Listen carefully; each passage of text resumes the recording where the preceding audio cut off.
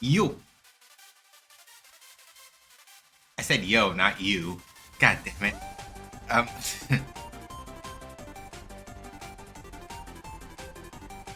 But hi everybody. Happy Wednesday. I hope.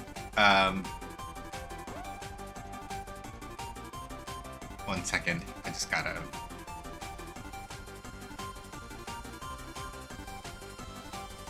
gonna turn this down a little bit. I have a thing going in the background. I'll just pause that for now. But first of all, thank you so much, Squishy, for the 12 months subbed. I deeply appreciate it. If I could get an exclamation point hype in chat, I'd appreciate it. Hi, Val. Hi, everybody. Lurking or not, happy Wednesday. I hope the day was restful and or productive for y'all. Not too bad over here in the overall, all things considered. It is back to being just me, but in the overall, today was not too bad. Got some chores done. Insofar as like kind of just keeping the place picked up and sorted out a bit. It's still a little chilly here, but you know, could be worse.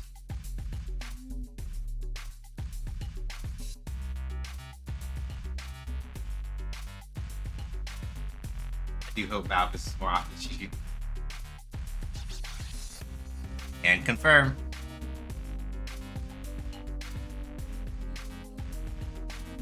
You just...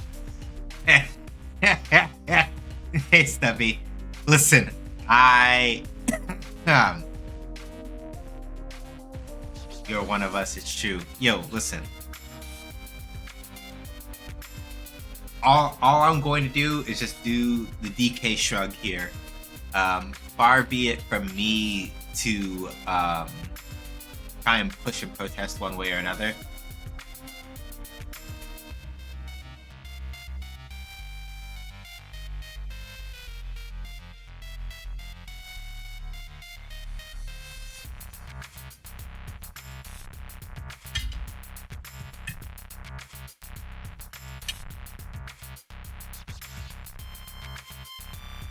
Yeah, you better not contradict me. Listen, I pick my battles, and I pick my battles very carefully. Most of the time. Sometimes when I decide to be a little shit, I decide to not do that, and then I get folded, and then afterward I usually go, right, this is why I pick my battles more carefully. We're gonna do Viral Core Buster stuff today, I think.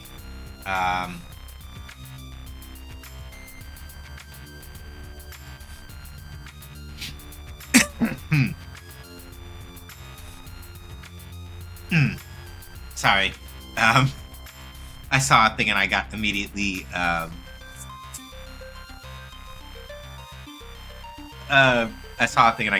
sidetracked. Anyway. Yeah,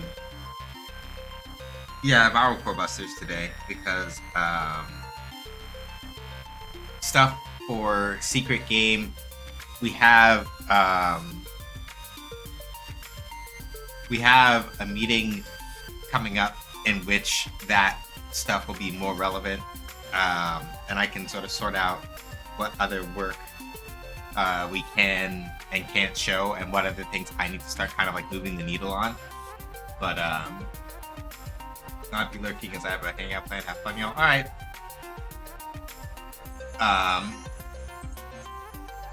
So Viral Core Busters is the plan for today.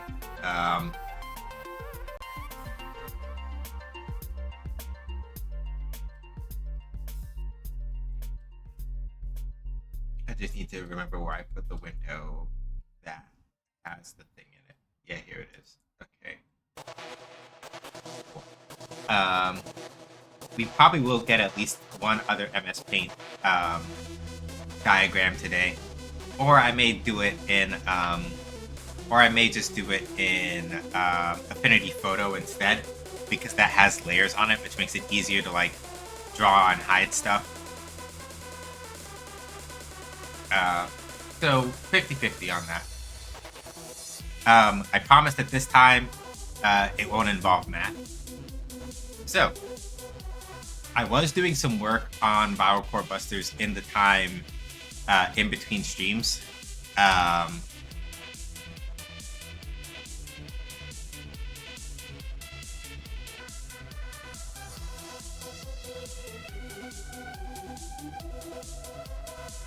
And as you can see, we do have like actual projectiles appearing. We have actual projectiles moving now. They don't damage anything yet, but they do like actually appear and fire.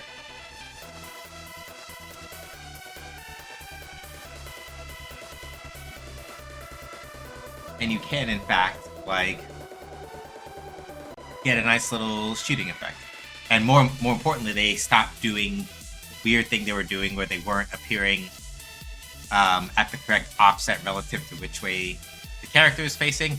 And we will talk about why that is, and that's what I'm going to need diagrams for.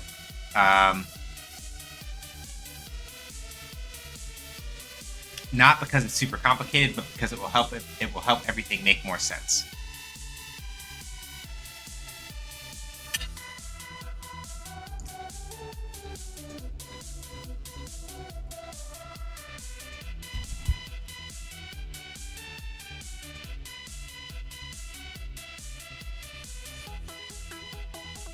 We are going to pop over here real quick and do a thing.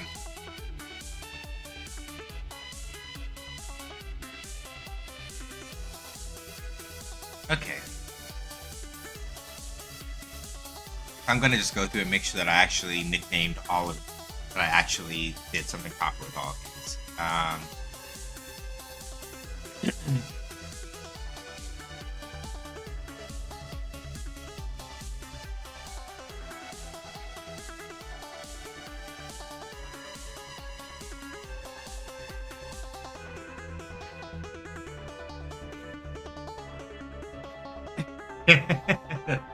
That's a giraffe.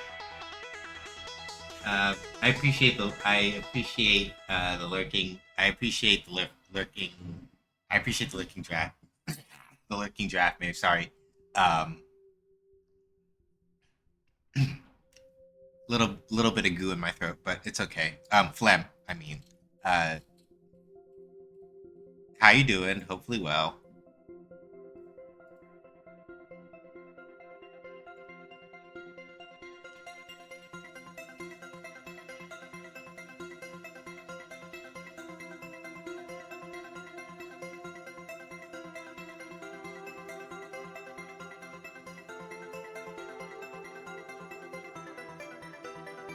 Not bad. I'm about to sneak off to find food before I continue this Godot tutorial.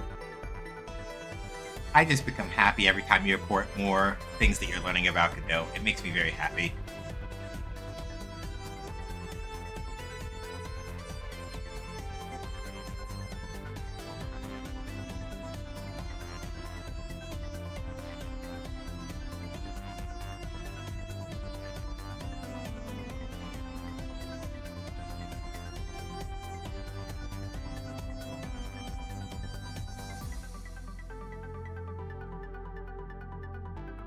It was very nice to not be subject to ads when I started stream today.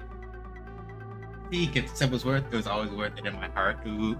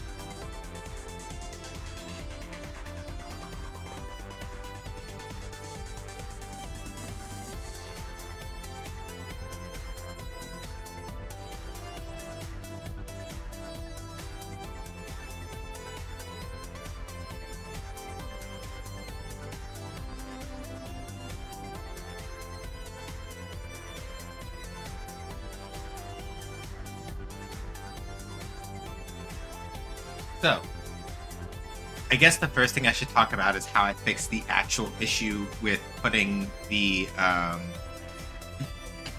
projectiles into the correct place. Once they actually got put in. So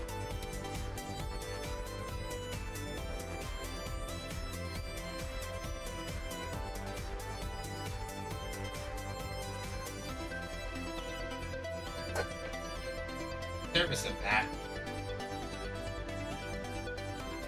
it is time to break out the drawing tablet. I promise, this time it's not about, for people who are listening in the background who are like, you're not about to try to trick us with math after saying that game development is not about math, are you? This time I promise I'm not doing that. This time.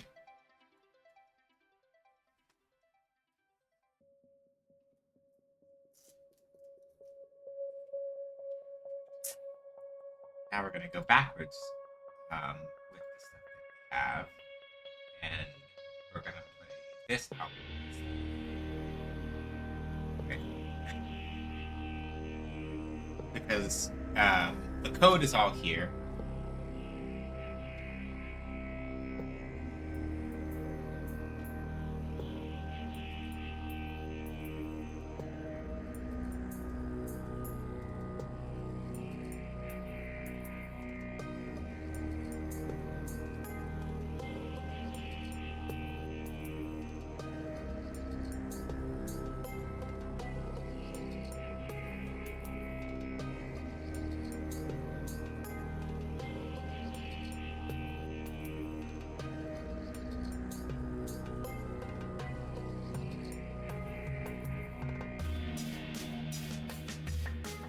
Okay.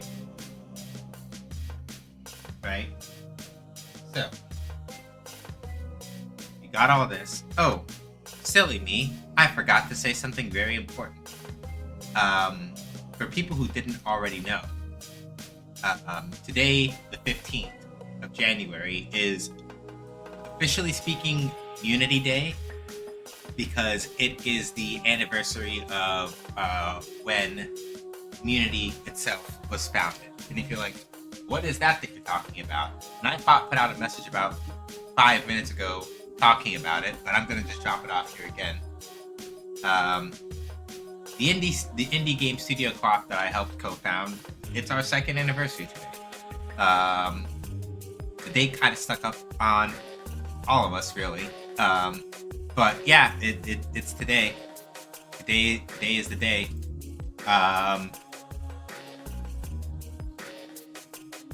And it's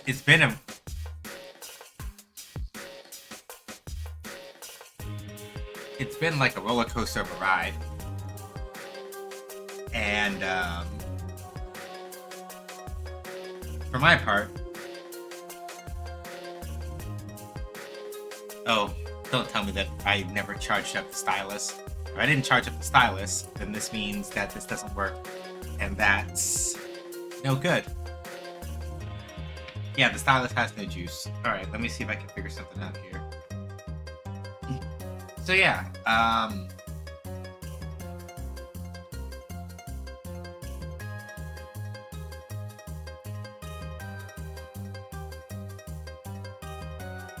suffice it to say that,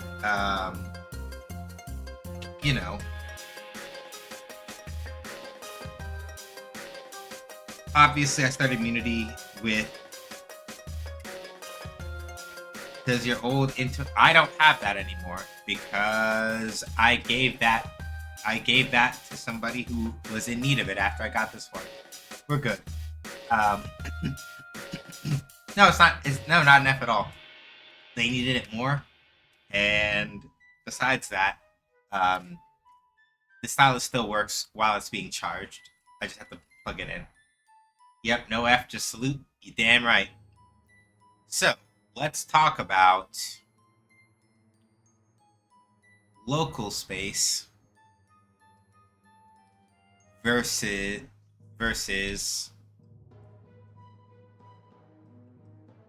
depending on the engine that you're in, you may hear it called global or world space.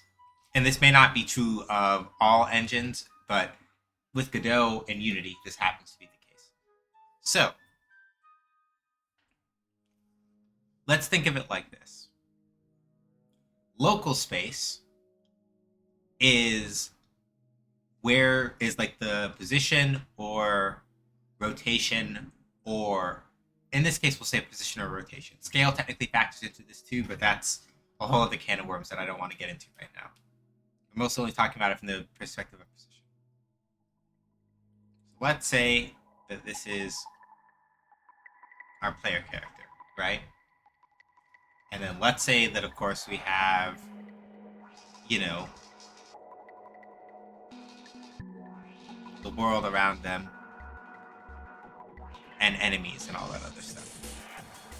Here is where things get interesting.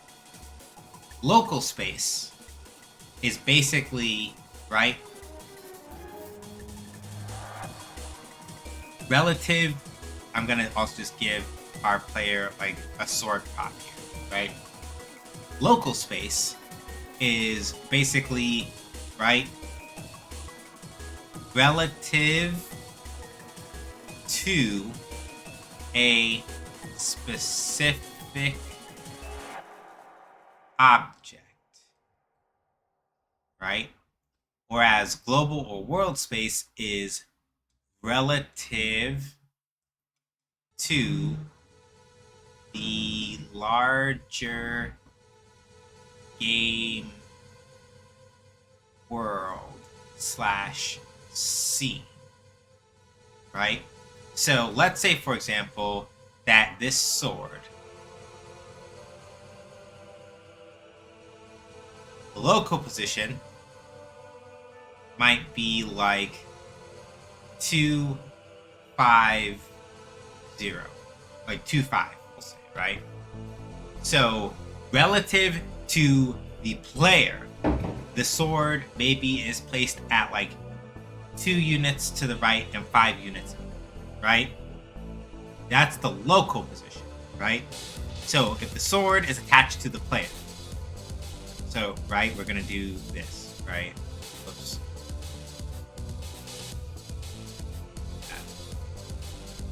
Yeah. Player here, right? So, we have the player, and then we have the sword attached to the player. The sword is at local position 2, 5, but the global position, right, might be something like 25,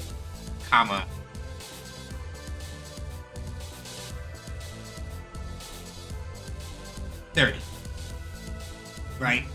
And here's the thing, right? When the player moves, right, the sword's local position will still stay the same, we'll assume, right? I'm grossly simplifying this, but right? So the player moves from like here to here, the local position, right, where the sword is relative to the player is still roughly the same spot, but the global position, right, where the sword actually is in the larger world scene is different now, right? Maybe now it's like 50, 30, right, for the global position. Why does this matter? Why do we care? So, here's the thing, right? When trying to figure out where one should spawn objects, it is very important to sort of consider the ramifications of local space versus global space, right? Or local space versus world space, depending on the, if you're using an engine, depending on the engine that you're in. This distinction matters. So, right?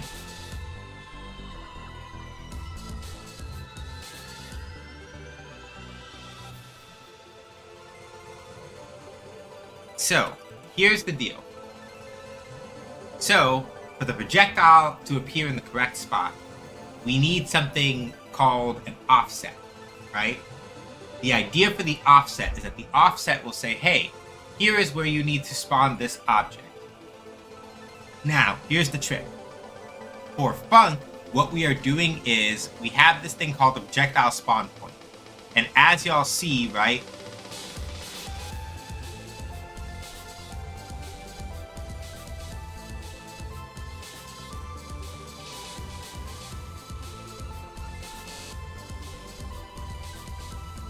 as you see, right, the projectile spawn point is put somewhere just in front of Funk, right? So here's the deal. The problem with what I was trying to do when I tackled this like last week, Wednesday, was that I was attempting to move this thing dynamically to the correct position based on which way Funk was turning and facing, and that wasn't working for several reasons. There was also a thing happening where I was accidentally messing up some of the way that like Funk's actual facing, like which way he was turned, was getting overwritten in the wrong ways because I messed up some other stuff that I was dealing with. But that's mostly fixed, right? I figured out what I wasn't doing correctly with that. We don't have to worry about that anymore, right? That's him.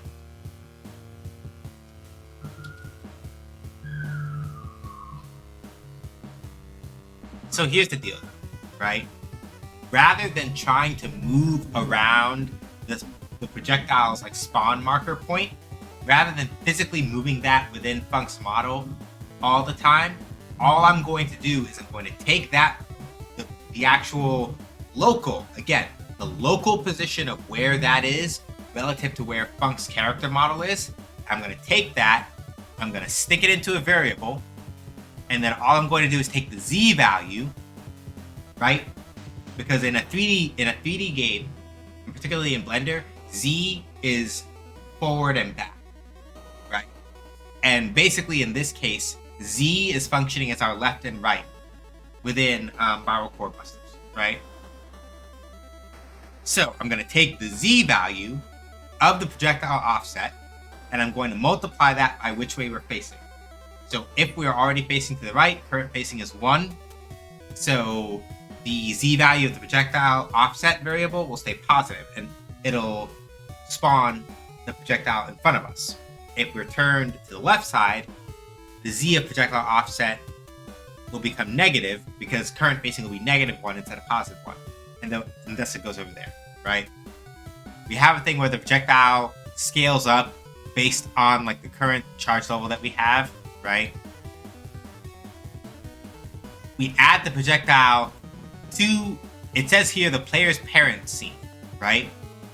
So let's look at object hierarchies for a second so y'all understand what that means real quick. So, y'all remember how I said before that the global position of an object, right, is where it is located in the scene. Let me phrase it like this, right? So here's the thing. The way that Godot works is on a node tree structure. The idea is that you have a node called the root node, which is the base node that contains everything else in your game. In this case, we have the root node, and then we have a node called test scene, which is where everything else is contained. The light, the player start point, the terrain that the player is walking on, and the player themselves, right? So, when we look at the code here and it says player script node, get parent, call deferred, add child, projectile, all we're saying is take this projectile that we just made a copy of, go into the parent of the player script node, which would be the test scene, and then put the projectile in there. As you see, right, projectile shows up there for a little bit and then eventually disappears. Cool. Now, here is the thing. Here's where we get tricky. Right?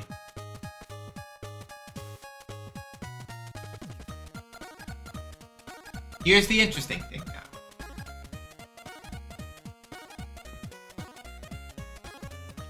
Because the projectile and the player, so this is the important part,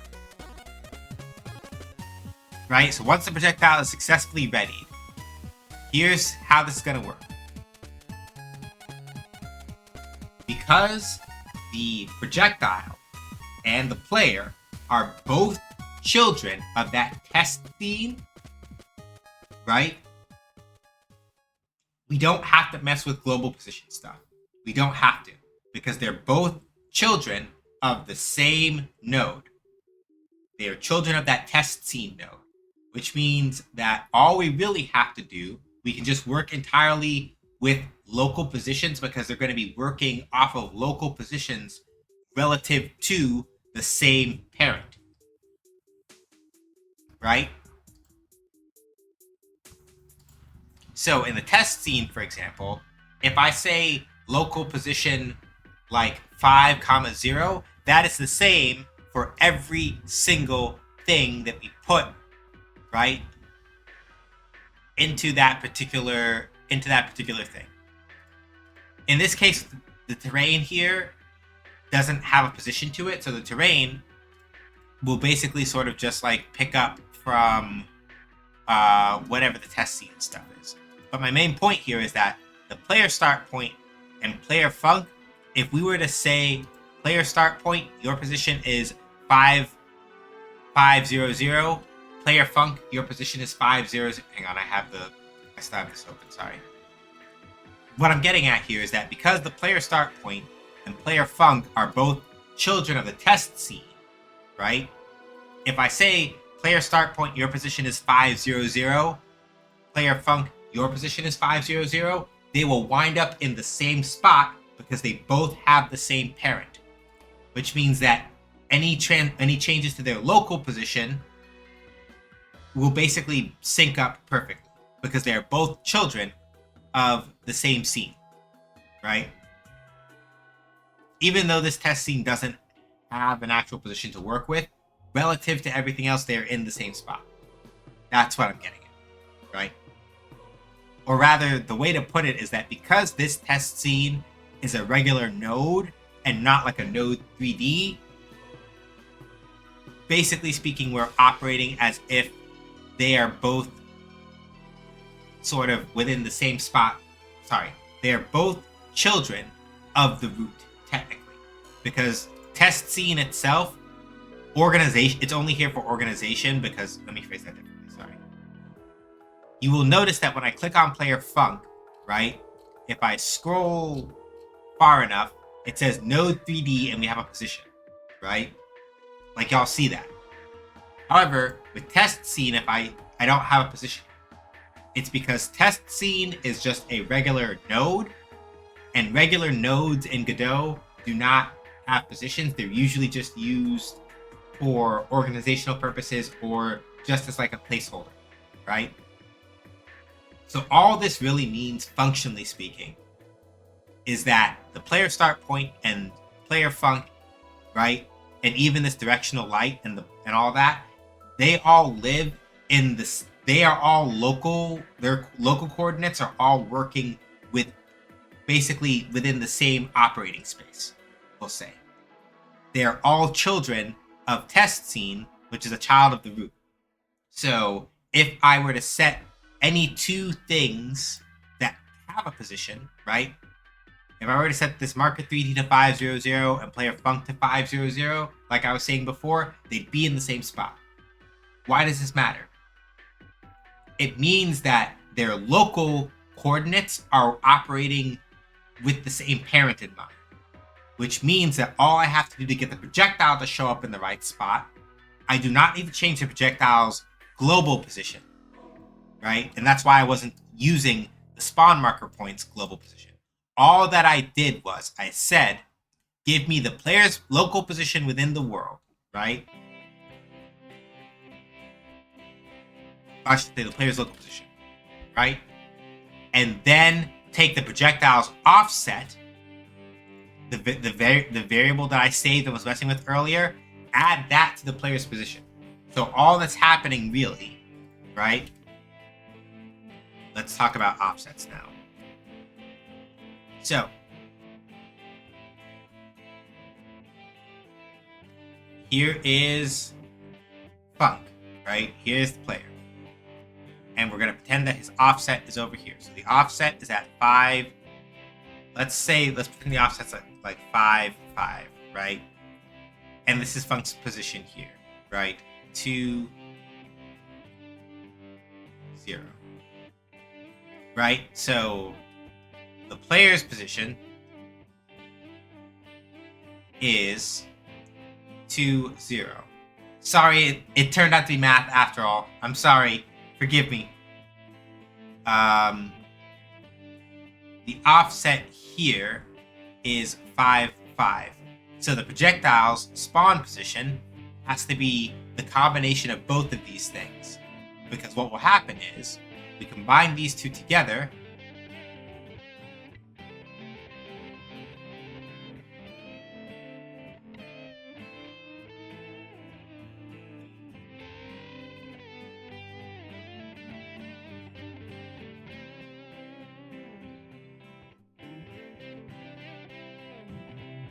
so here's where this gets tricky, basically, right?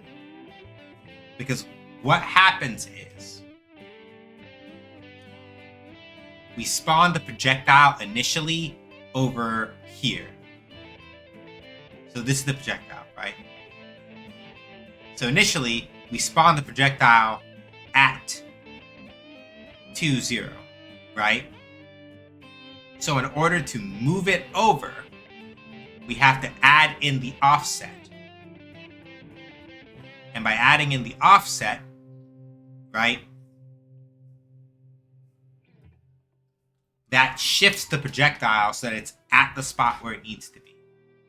So we take the player's position and we add the offset to it, and that pushes it over to the final position.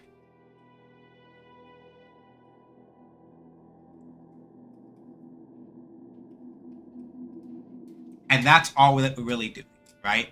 Because the projectile will start there. It'll start at the same place that the player is, and so by adding the offset to it, we ultimately put it into the spot where it needs to be. And that's why that works correctly. Without that, we cannot actively control, right, where it shows up.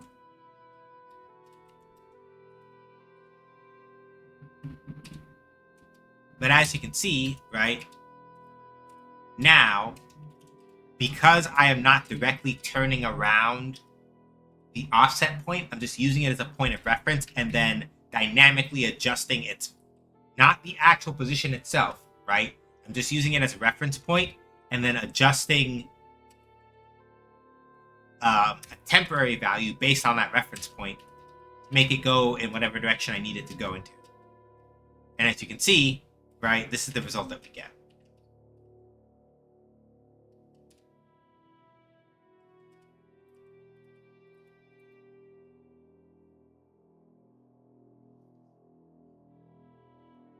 And that's important. We need that, right? So now that that works, I'm going to do some other stuff with projectiles now instead that I've been putting off until I got that to work.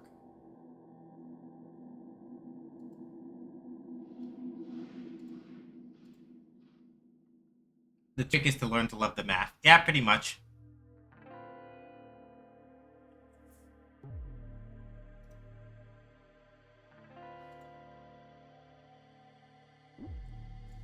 So now we're going to just do this. So the nice thing about Godot is that if you do this thing, you can't see this menu, but there's this ability to do something called an inherited scene, right? Where you can take any scene that you've saved previously, right? And you can say, make a new inherited scene out of this. If there are specific traits that you want to carry on, for example, with projectiles, right? Let's say that maybe the specific thing that you would like to do is make it so that projectiles, as an example, right, all have very specific properties, but you want player projectiles to maybe have certain properties that enemy projectiles don't, right? Like, for example, if we come over to collision over here, right? Player, ground, wall. Let's call this, for example, let's call this, for example, projectile, right? And then we're going to call this one enemy.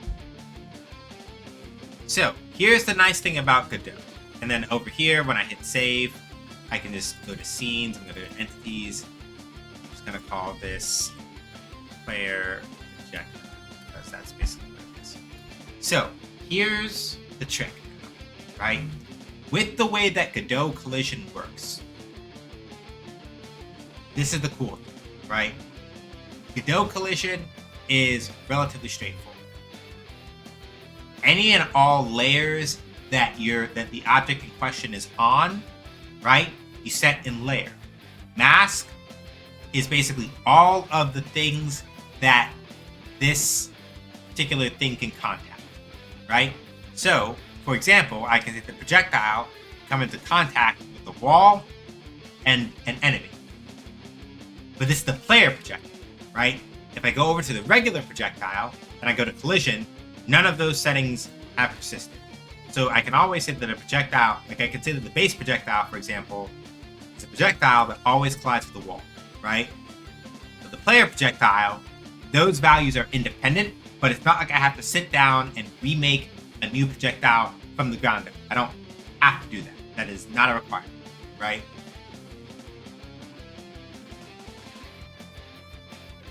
If there is a point at which I decide I want these shots to have a different mesh shape, right?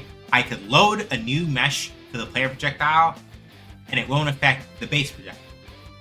Or if at another point I'm like, okay, I'm pretty sure I know how I want this particular thing to work, and I just need to do XYZ thing, good to go, right? There is going to be a point, for example, where I am going to want to further, I think I should be able to change this without causing shenanigans to happen, right?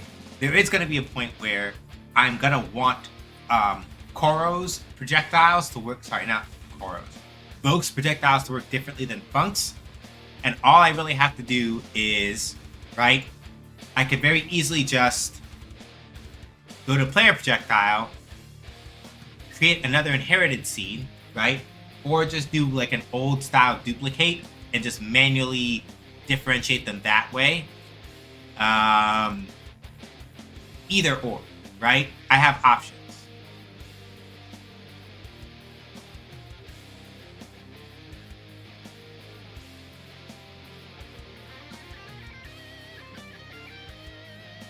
And so it becomes one of these things where, yeah, now I don't have to like redo a ton.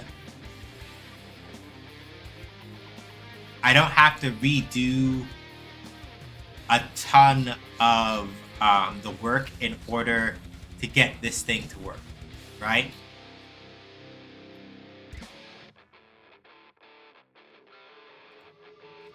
It's just a matter of duplicating, of just like doing your inheritance correctly, and then you don't have to do that, right? Makes your life easy. So, for right now, because I know for a fact I'm gonna have to do this, I'm going to come over to player projectile. I'm gonna do another inherited scene. This one I'm gonna call Voke projectile, because I know I'm going to need to at some point. I'm going to save it as Voke projectile as well, because I know at some point I'm going to need it, because the behavior is just going to be different. I'm going to create a new script here. I'm going to say right now it inherits needs to inherit area 3D, and we're just going to do Voke projectile.cs, create here, and now instead of this, we're just going to say that it inherits projectile, because it does. Now we need to come over here to projectile. So all of these things are going to stay the same, right? None of that is any different. However, we're going to do something different with the physics process.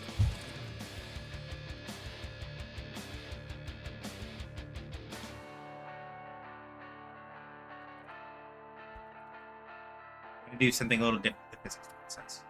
And what I'm also going to do here is I'm going to put in node current target. And we're going to say very simply, if current target is null, then we're gonna do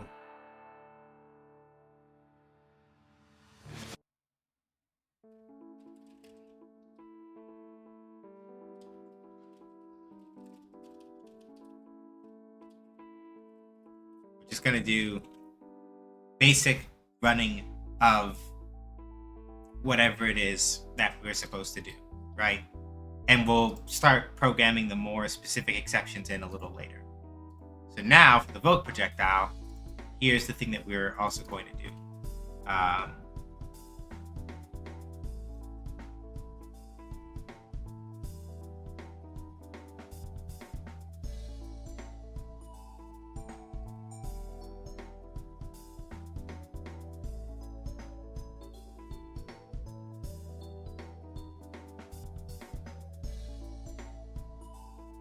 Or, okay, there is one catch here. I should be more specific. The only problem with the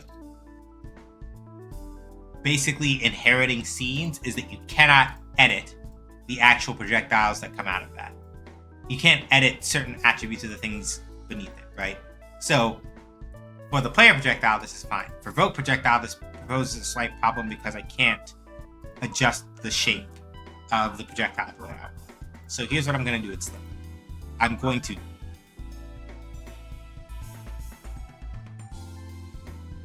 Here's what I'm going to do instead. I'm going to duplicate the player projectile and call it Vogue projectile. And inside of this duplicate, okay, still can't do that. All right, I messed up a little bit here. I own that. Lol, I got this a little backwards. And the important thing is to be able to admit that. So here's what we're gonna do instead. I'm gonna yank these two. Don't save that. Don't save that. I'm gonna have to redo this. So I'm going to duplicate and do player projectile. And then over here, we're going to do this. Player projectile. And the reason why I'm doing duplicates is because I can't actually directly edit. I can't directly edit these children if I do, if I right click and I do new inherited scene. At least that I know of. I have no way of like actually making changes to these things here without shenanigans. So we're not going to do that. Now I'm going to duplicate the player projectile and call it Vogue projectile. And over here now, I can do this. I can change that. I can adjust the collision shape to whatever other shape I want. But really, I can take the mesh instance now. I can take the mesh instance that I have here. Right? Let's take a look at the mesh.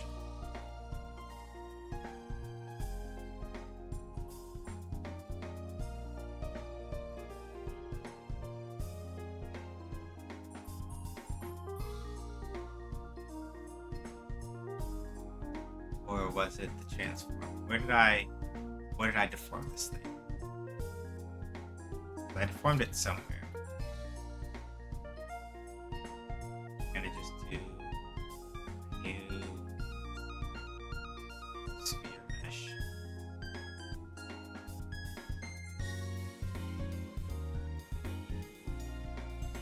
Okay, wait, where did I adjust the shape of this thing? I adjusted it somewhere that it's not. Okay, brain, come on. So, in terms of curiosity, how big is projectile in terms of tries? I have no idea. I could not tell you. And that is more so because I am literally just using whatever the default shapes are for these, and I'm not like.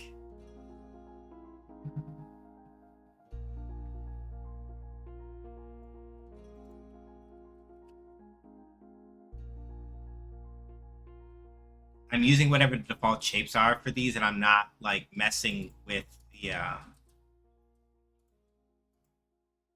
and I'm not like making anything custom, so I don't know. Back, wrangle some Chinese food. OMG twinning. Here it is, I think. There we go. 1, 1, 1. I was messing with that over there. Okay. Cool. Now the collision shape, honestly, we probably just want. Really, I should just make it into a. I can leave it as a box. It's fine. I just need to make sure that I like size it to this. And now over here, rather than using the regular projectile for Vogue, we're gonna come down here. We're gonna switch this script from projectile to Vogue projectile. We're gonna build it.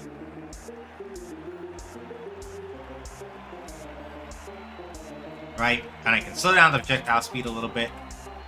And the reason why is because Vogue's projectiles, once I get around to writing the code, will home in on their targets. But we are not going to worry about that just yet.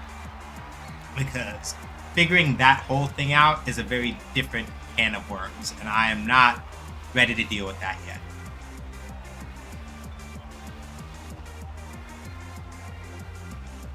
State machines, player states.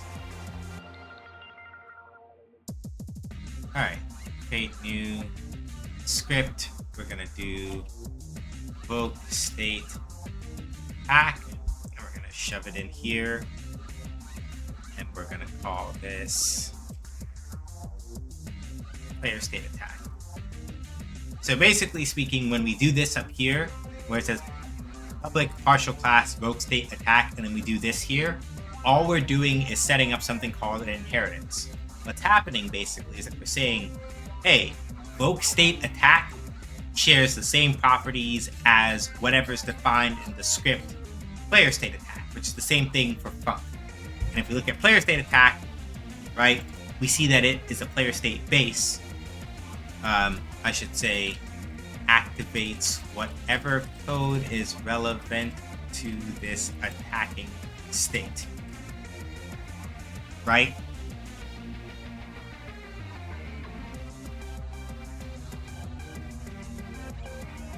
And the reason why we have, I'm going to go back to that for a second. The reason why we have over here, right, virtual void activate. This thing here, virtual, is called a keyword. It makes it so that if we so choose, right, we can overwrite activate here with custom behavior in whatever scripts inherit from player state attack. So to demonstrate this, if we go to func state attack, right, you'll notice that we have public override void activate, and it does all of this stuff, right? If you're on the floor, do this. If you're moving, do this. Blah, blah, blah, blah, blah, etc., right?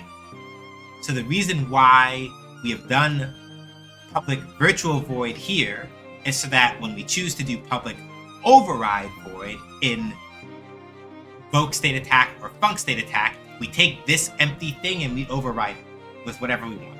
Now, this does not have to be empty. If I had other code that I wanted to put in here, I could do that. And then all I have to do in like func state attack is do, right, base.activate, and it will jump back over to here, run whatever code was in the original version of player state attack, and then keep going if I want to do that, right? You see something similar over here with public override void on start, right? Base.onStart means go back to player state attack and do whatever the onStart is there. If there's no onStart here, it'll go back to player state base and go check that one. If there isn't one for player state base, it'll go further back into whatever player state base inherits from, and so on, right? Inheritance can be really, really messy if you're not careful about how you do it, but if you are careful about how you do it, it allows you to just reuse certain variables in ways that make your life easier. For example, right, with player state base, every player state, no matter what player state it is or what I wrote it for, knows or has space for where you put the player script node and where you put the player input script node in.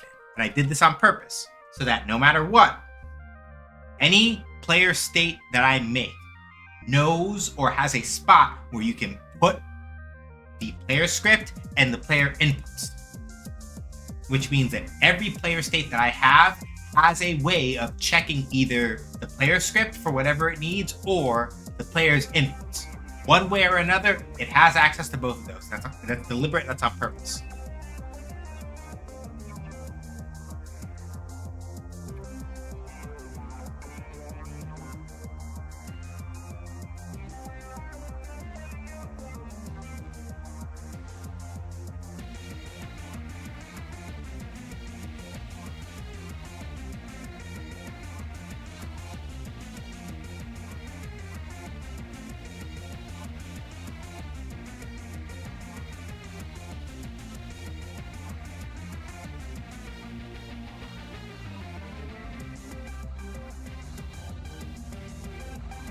Their characters, I should say.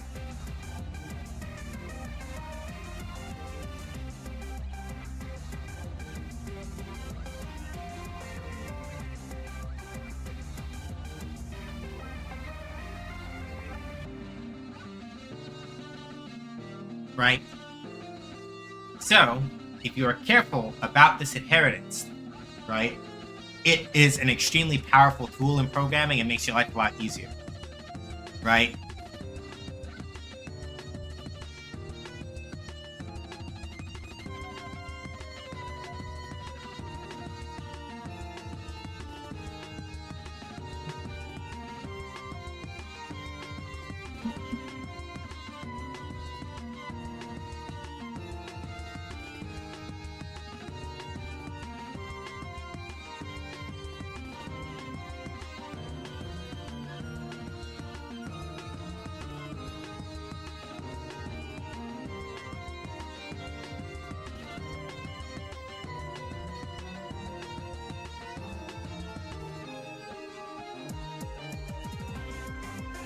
So you see here, right? Projectile inherits from Area 3D.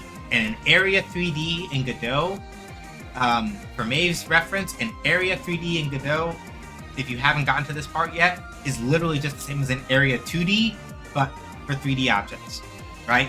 So a projectile we count as an Area 3D. It is a 3D area that can make contact with other things without doing physics operations. This is the important part.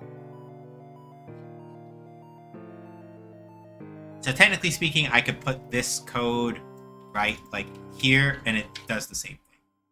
The reason why I put it in physics process is to make sure that it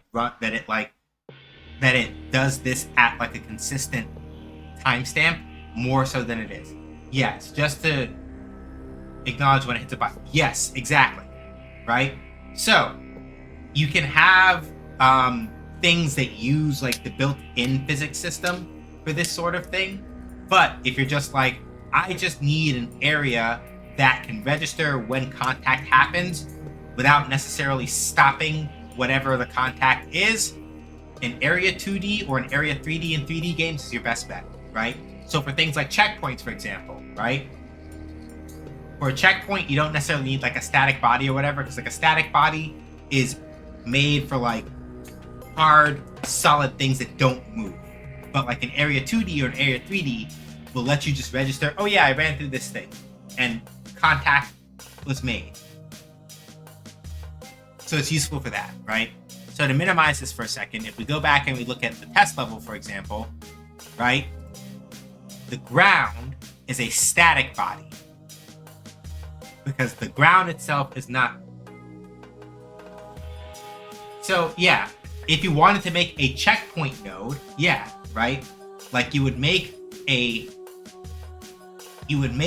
checkpoint node that has like an Area 2D as the parent, right, as the root node. So you'd make a scene that starts off with an Area 2D as the root node. You add a Sprite 2D node for like whatever your sprite for the checkpoint is, if you want one, right? If you want to animate it later, you add on like an animation node at some point.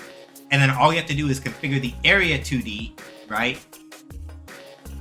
to register, hey, you are on this layer, you make contact with these things, and then from there you write the code that kind of like gets all that going, right?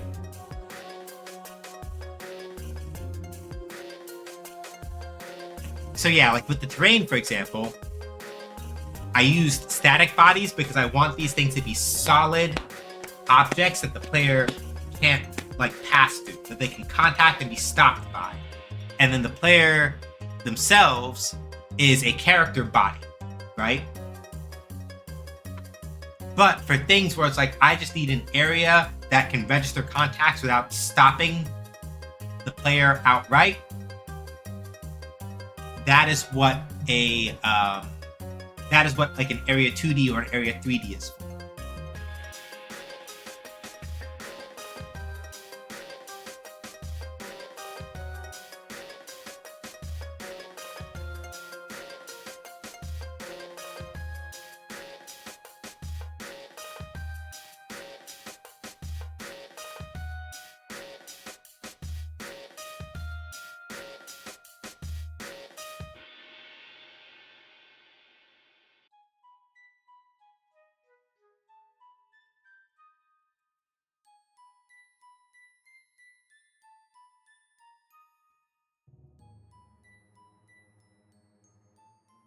So here's what I'm going to do. I know that we're on an ad break, but I'm going to go ahead and do this for y'all that are not in ads, and then I'm going to come back and explain it to the others when they're free.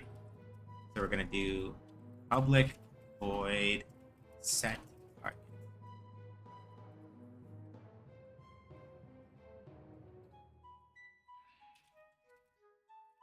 Now we're going to do public override initialize.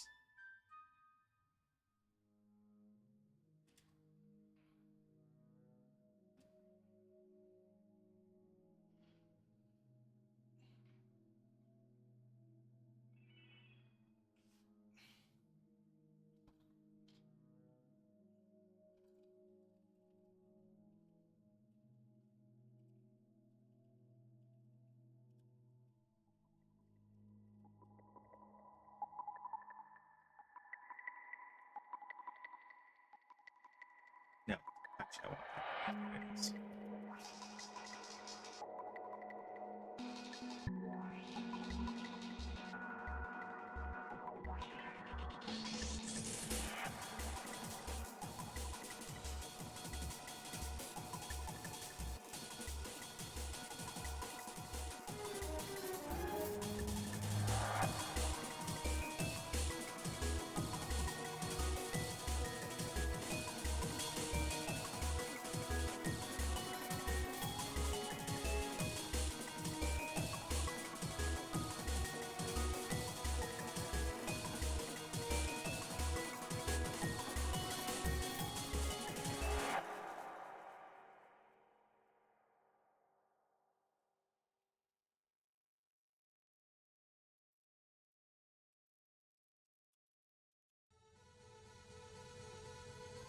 Made one mistake here. This needs to be a node 3D. False. This needs to be a node 3D. It's not gonna work. Okay. Node 3D. Direction equals target dot position minus.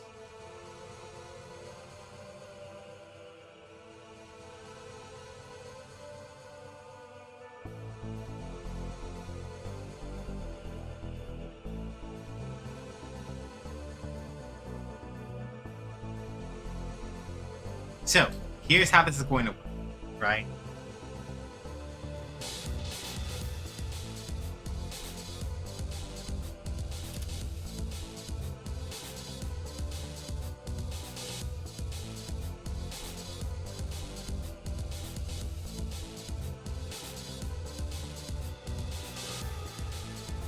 So, here's how this is going to work for vote, right?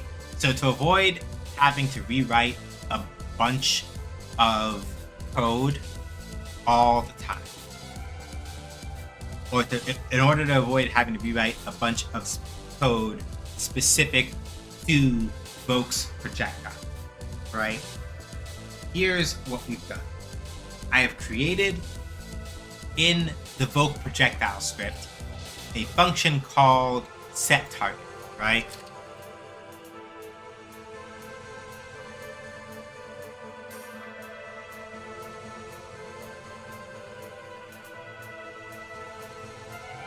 And so what's going to happen is I'm going to set it up such that whenever I get around to it, that is, right?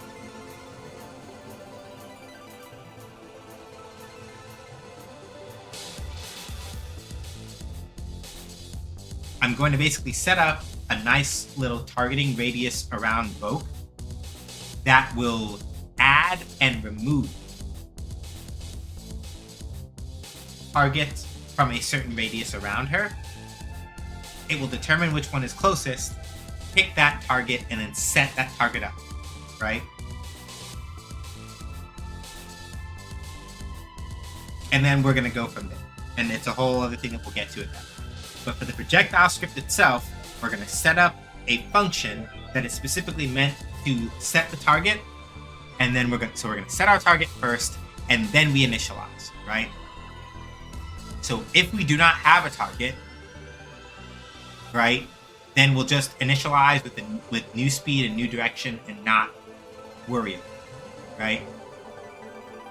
If we do have a target, though, we're going to keep the projectile speed as whatever the new speed is, but the direction is going to be... So here's how this works. Sorry, y'all. It's time for more math.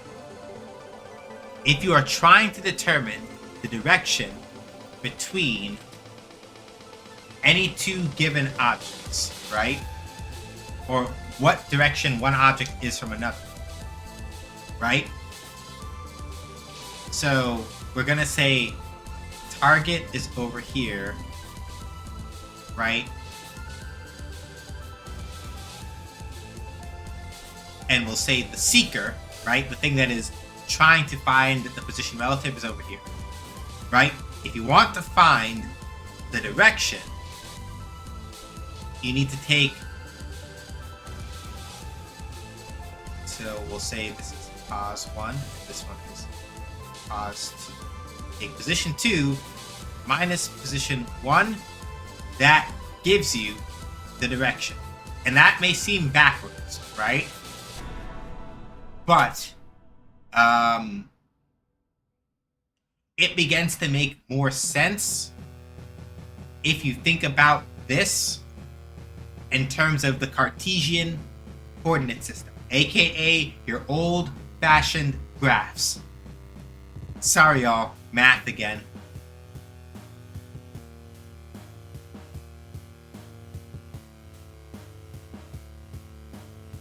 What is this? y2 minus y1 over x2 minus x1. Does anybody remember what this is the formula for?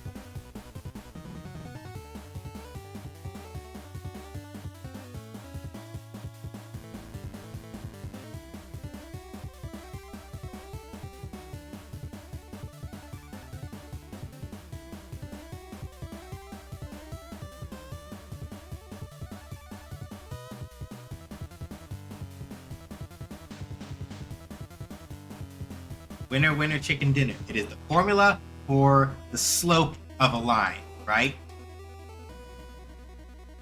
Exactly. y2 minus y1 over x2 minus x1 is for the slope of a line.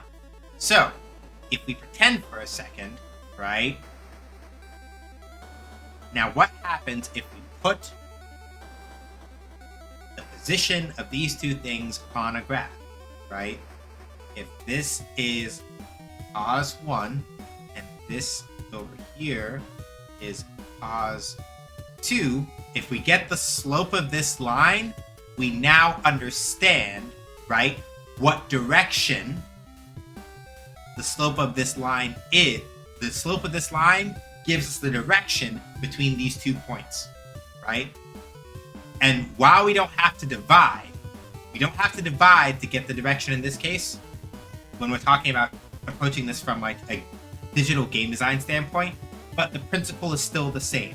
If we take the position that we're targeting and we subtract the position that we're at from it, even if we don't do division, subtracting those 2 positions from each other will give us a line that points in the direction of the target that we're looking for. Same principle.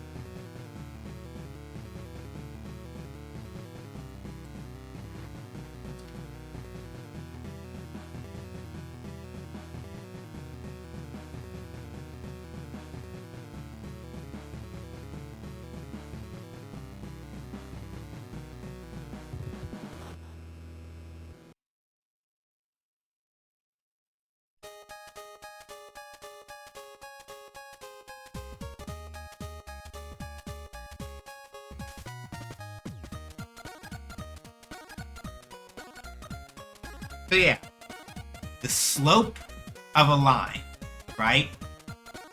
If you remove the part where you have to worry about dividing, and you just focus on looking at it as take your target position and subtract your initial position, you get a line that points in the direction of that thing.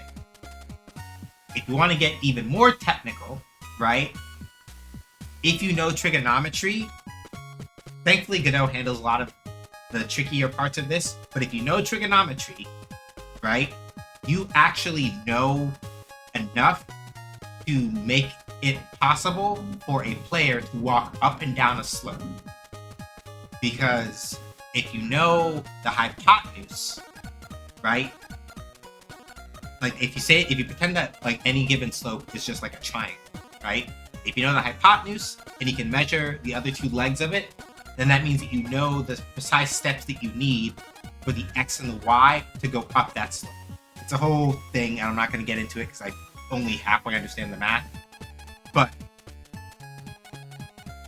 in this case, all we are really doing is taking the slope and treating that, minus like the division parts, as the distance between any two. That we're taking that value and using that as our guide for, right, what direction is this point in relative to the other one. This is one of those reasons why, like, you may hear me like grouch about this a lot, where it's like, if my teachers in school had known or thought of explaining why math is interesting with these kinds of examples, then people would be much more interested in math.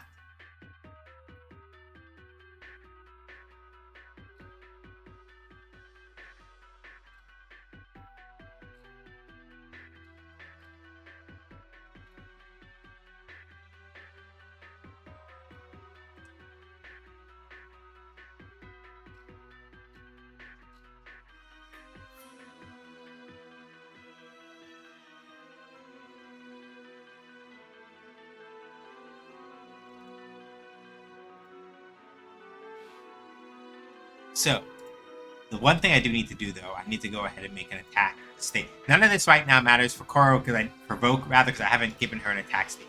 So we're going to copy this script. We're going to copy this node, rather. And we're going to paste it over here. And player state attack. Cool, that's cool. We're going to take this one, and we're going to change the script that's loaded here, because I forgot to do that at some other point. And wasn't that embarrassing? So we're going to assign these two here. We're going to rebuild this. And there's one other thing we need to do. We're going to add a child node. We're going to do an area 3D. And we're going to call this targeting radius. And the targeting radius, we need a collision shape 3D, and in this shape we're going to do a sphere shape 3D. Here we're going to say that this is like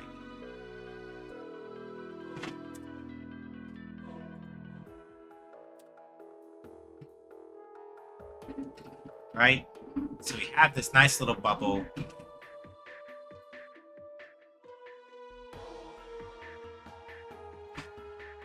All around, right? It's on no layers, but it glides with enemies. It's on no layers, but it glides with enemies. Whether or not this thing actually works the way I hope it will is an entirely different kettle of fish, and we're just going to have to hope that basically right now I'm going off of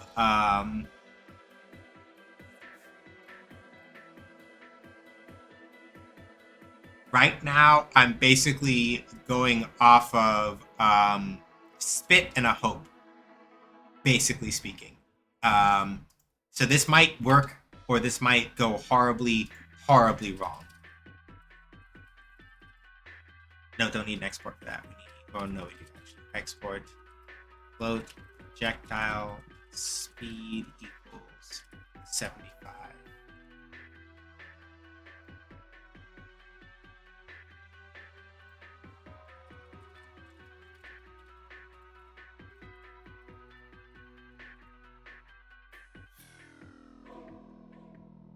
Now what we're going to also do is export area 3D targeting radius. We're going to do export float rather, let's see.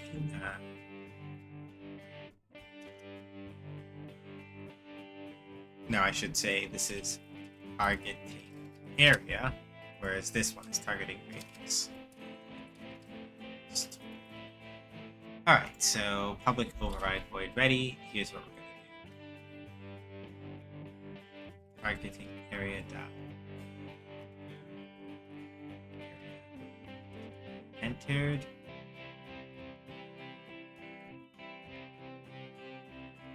Target.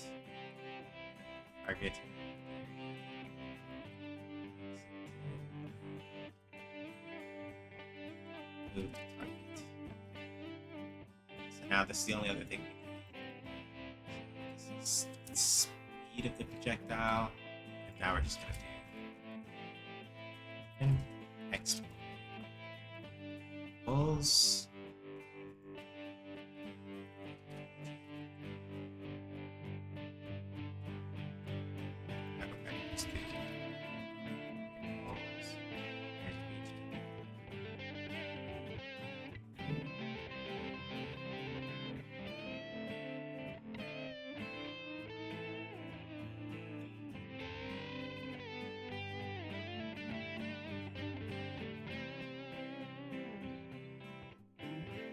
Void add target.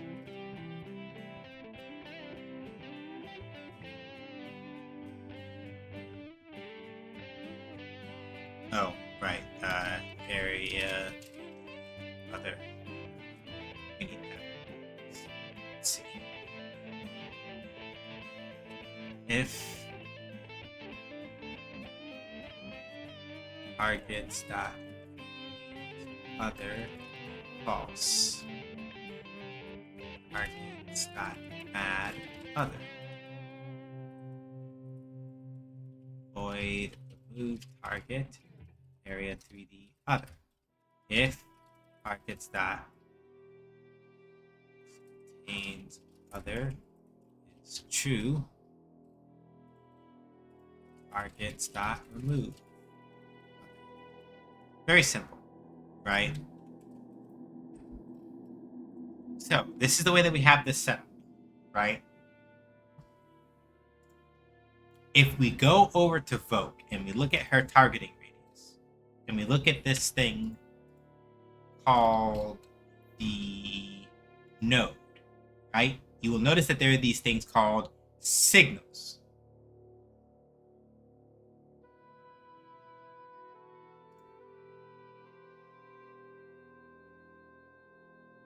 Area entered and area exited basically mean if another area 3D happens to enter or exit this thing, do something, right?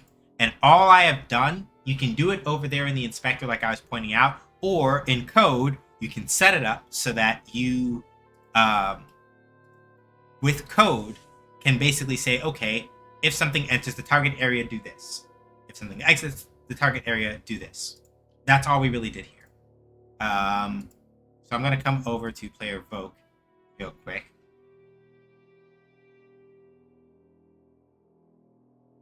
What I'm going to do is relatively straightforward. We don't need this gun charge timer thing because it's not relevant for Vogue's stuff. I'm going to build this again real quick. Right, the weapon setup. Here's what we need. The pack scene needs to be Vogue's projectile. The projectile spawn marker point, I need to add that. So for Vogue, we're going to come over here. For right now, I'm just going to copy Funk's projectile spawn point because that's the thing that we need.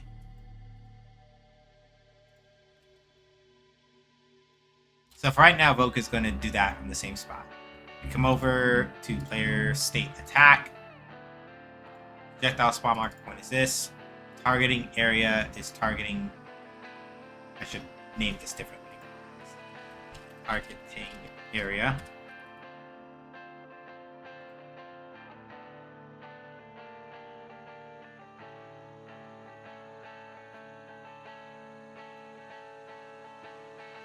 There may be a way for me to mathematically change the radius, but I cannot manage that right now.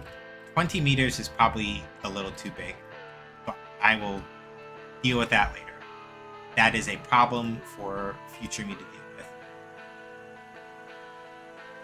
So we're gonna come over here, we're gonna go to the test scene, quick load, we're gonna switch this over to spawn Voke, but she can't, projectiles don't actually come out for her yet. So that means that we need to fix that. So in Voke state attack, we need to actually, so we're gonna grab Funks real quick and copy it and use it as a reference, as activate function, but we're gonna tweak a couple things because there's gonna be some stuff when we copy it. It's gonna get really angry and yelly and say, these things don't exist. Why are you doing this? And we'll fix that. So these things are fine. This is fine. We can change this. And really what I would like to do here is very specifically do Voke projectile instead, because that's what's important.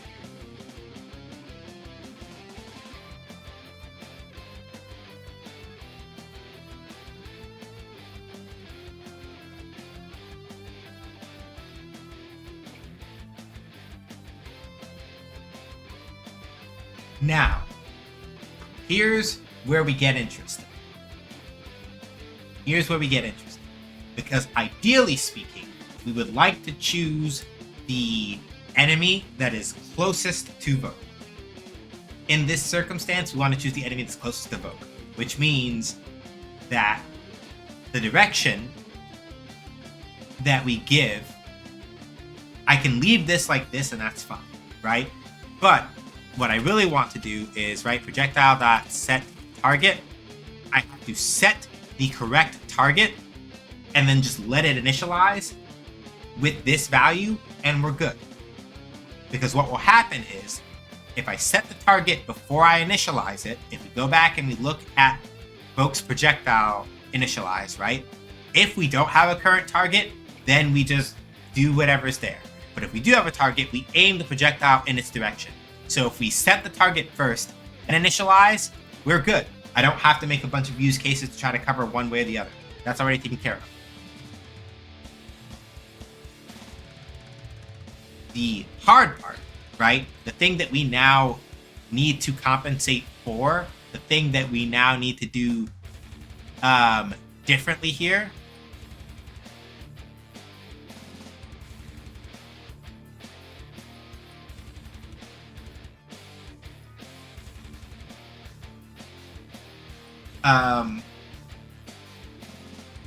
the thing that we now need to do, right, is basically set up a thing where we have picked a target based on the distance that it is from us and feed that into this. So here in Voke state attack, we can do void select target. Or actually, no, it's not void. We want area 3D select target.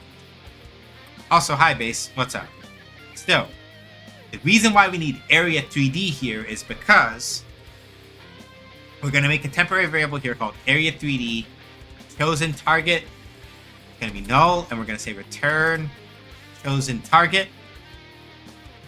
And now we're going to say right select target. So, here's the deal. Yeah, the evening's been pretty good so far, right? We're doing okay. Programming is coming out not too bad, and I have not beefed it majorly yet. Hey Sasha, what's up? So, keywords again. You'll remember last time I was talking about keywords, I was talking about the override keyword, right? And how that lets you like override some other stuff and so on and so forth. I blanked out for a few hours and just kind of started playing Lightning Returns for some reason. Sometimes it'd be like that. Another important keyword when you're writing functions in C# is like void here basically means that, hey, whatever is in this function, just do whatever it says. That's it. Be cool. However, if you replace the void keyword with a variable typing, for example, I could put int here, right? I'm not going to because it's going to get upset. But basically speaking, in C#, now I get to use MS Paint mode for something that's not math. Hooray. Right? So,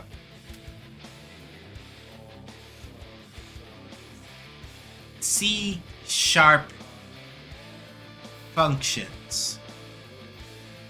Right? When you write them, you have 3 keywords. You have the access and the return type, and then the name. And then you can fit other stuff in the middle. Like the other stuff in the middle is where you do like, well, no, that's a lie. You can fit other stuff in the middle between the access and the return type, but not between the return type and the name. I had that. So, right? You could do public, private, protected, or you can just leave it blank, which is the same as you can leave it just like blank. Same as private. Right? So if you leave it blank, it's the same as saying private, right? Public means that if you get any access to this script from other scripts, a public function can be called on by any script that can reach this script through one way or another. Private means that it can't be. Protected means that it can be, but also that you can't like alter it from other ones.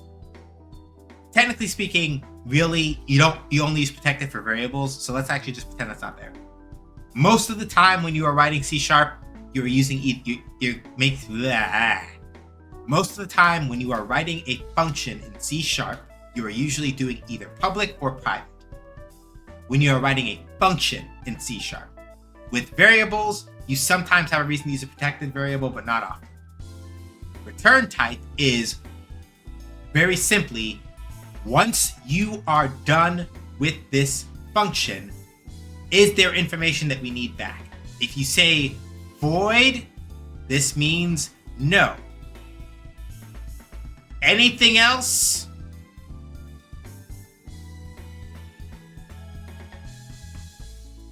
Yes. So return type here, right, is do I need something back from this?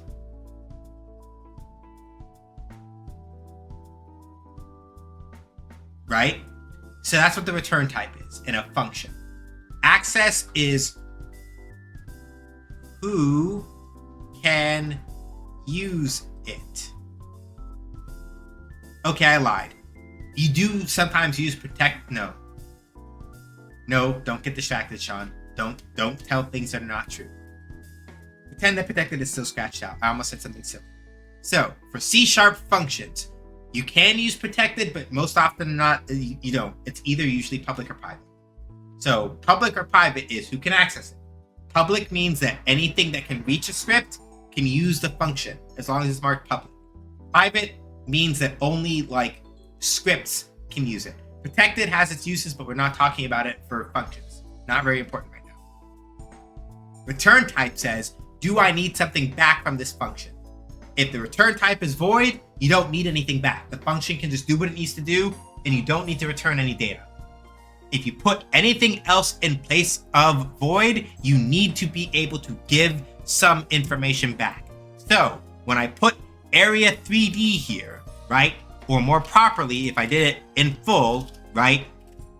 Private area 3D select target, it means I have to return some information about some area 3D or this doesn't work. And the reason why I am doing that is because set target, you see how it says here, node 3D target. So set target is expecting some sort of node 3D, which an area 3D is, in order to do its job. So because I have set area 3D, you can't see the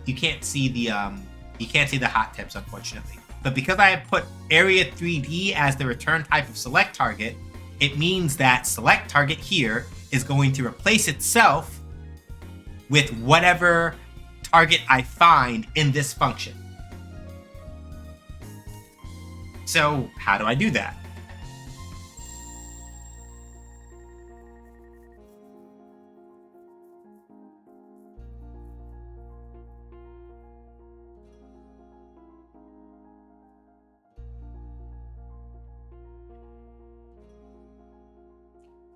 We're going to do something called a for loop. For loops look scary. For int index equals, we're going to say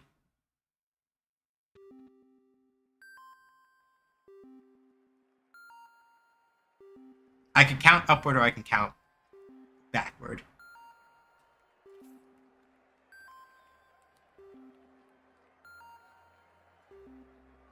There was another complicated way that I used to like sort by a certain property. Hang on a second. I'm wondering. Targets dot.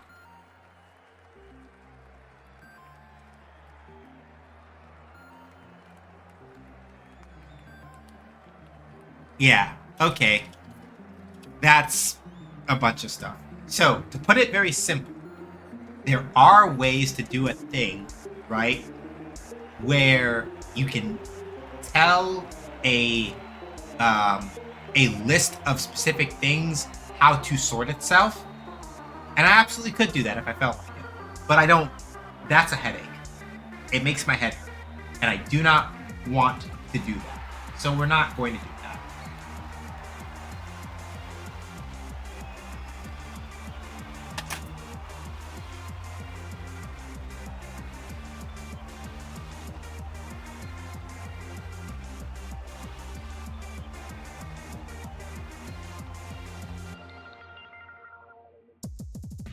So here's what I'm going to do.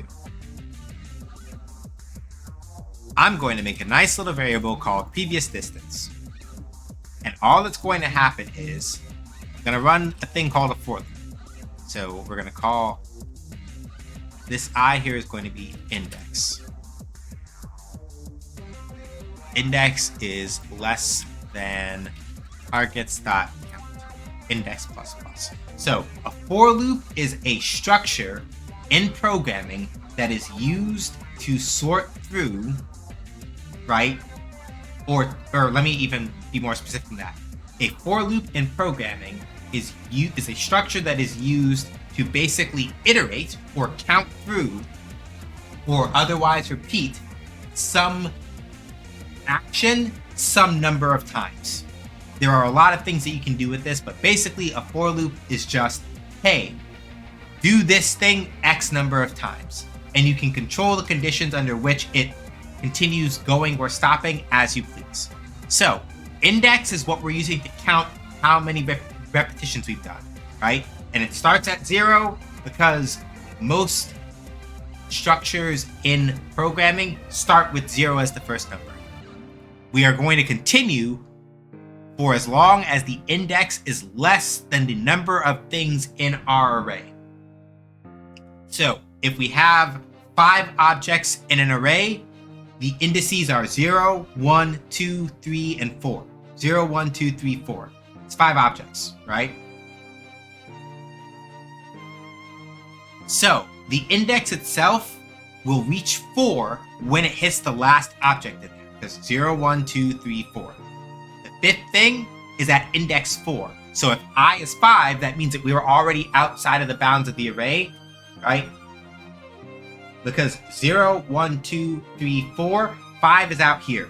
Can't be done. So if I is at 5, we know that we're done. Because we're saying, right, the index has to be less than how many things are still in here.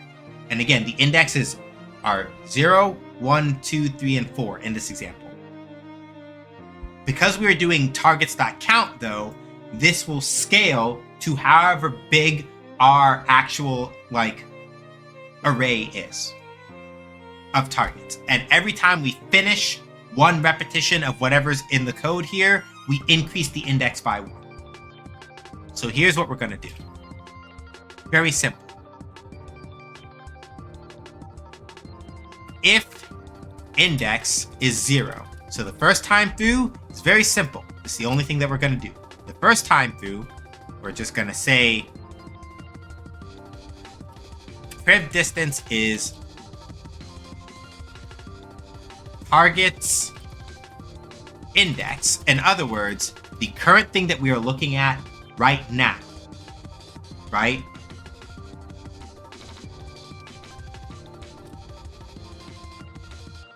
Oh, this is my bad. This array needs to be an array of node 3Ds, because otherwise we have no way of knowing the position.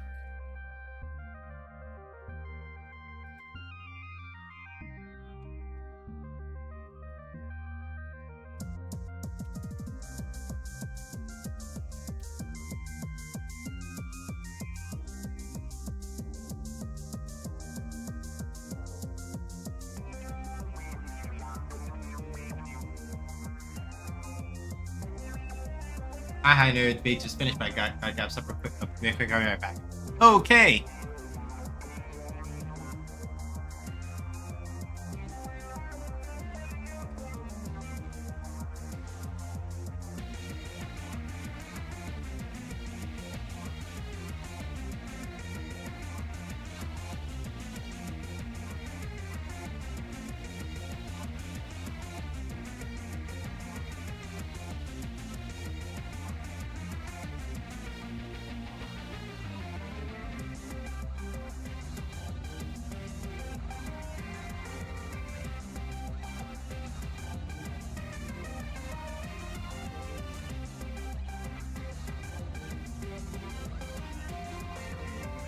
Okay, I have to do this in area 3D because it's getting like aggy.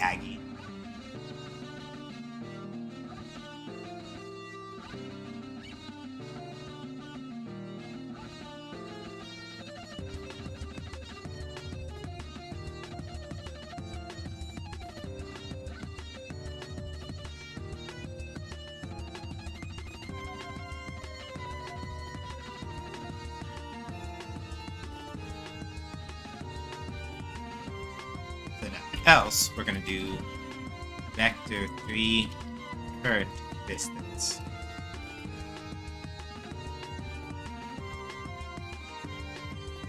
Is this. Now, if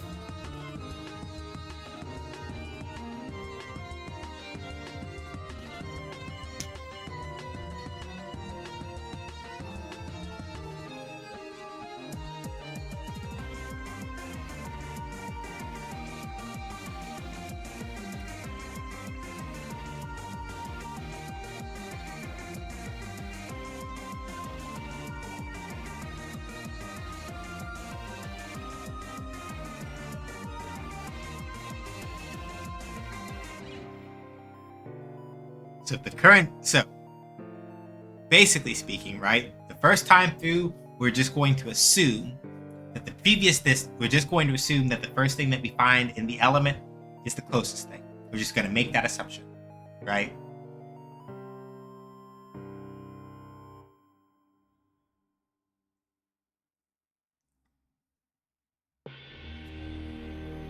Then, once we are past the first thing that we find, we are going to take our current distance, right? Whatever the next target that we're looking at, we're going to get the distance first, and we're going to compare the length of what we just had with the thing that was just behind us. And if the thing that we just had is shorter, right?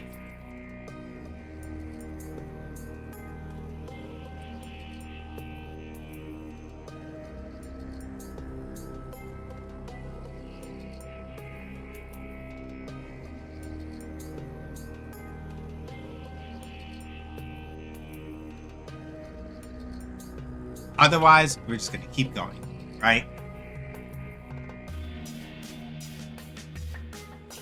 And once we're done, we then take whatever target that we chose and we throw that back to up here, right? Set the target based on the current target. Supper obtained. How are the machine spirits behaving today? We have managed to avoid disaster somehow or another. So just to test this, I'm gonna make a quick thing here. We're gonna do a other node. I need an area 3D. And we're gonna just do a mesh instance 3D. Well, mesh. He missed one of his classic there's no math ruses. It was entirely by accident. Like twice. But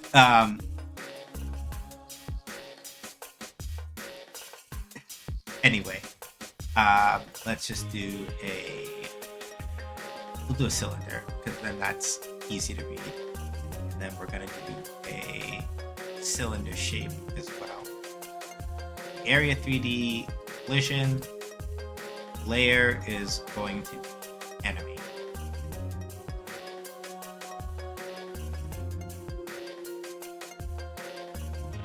And the mask is gonna be that.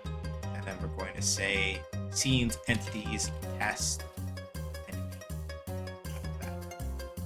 Okay. Then we're gonna call this just test enemy. So the test enemy here has no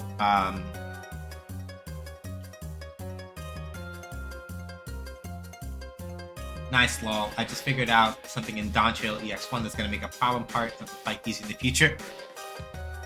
Look at you doing science. So we're gonna go into the scenes over here, entities. I'm gonna drop test scene over here. We have a test enemy.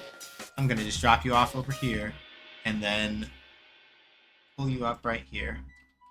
Save. We're gonna run this. All right, here we go.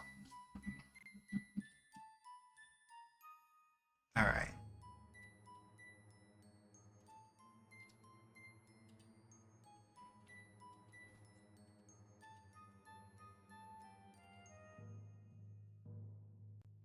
Okay, I messed something up. Something here's messed up. And I don't remember what it is, but I'm gonna have to figure it out. I should also make the test enemy bigger, because that was really small. I keep making my platform bob up and down, and oh heck, it's making my test game do funny things. Oh no! Mesh.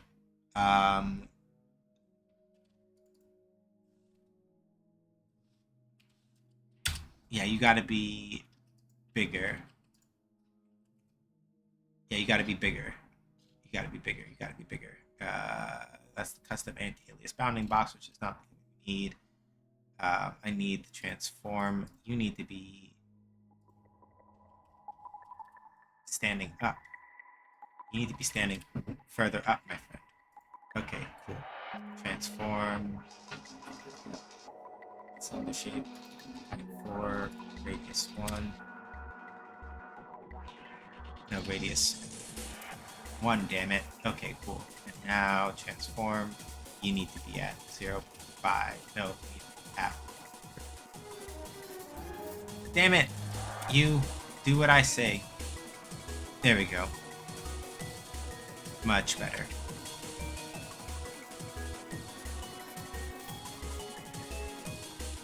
Test level. Okay, cool. That's over here. Alright, this is much better now. Oh, I'm silly. No, the targeting area is set. So I should also do gd.print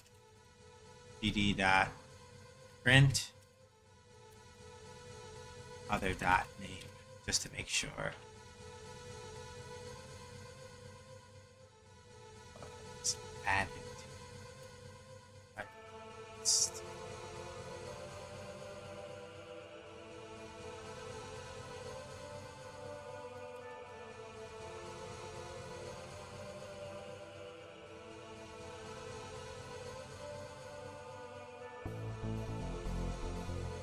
I thought that staff was their legs. Nah, they just,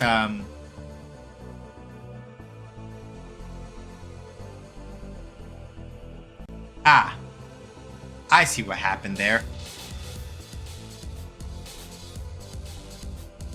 So, state machine, the targeting area, So, this is something very important. Notice where the targeting area is, right? The targeting area is under the attack state, but because of that, it doesn't move when the player moves. However, if I put it under the player's actual character body and then move around, it should.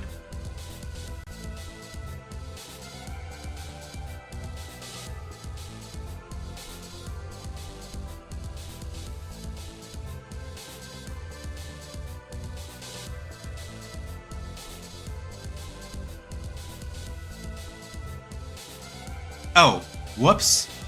I think I forgot to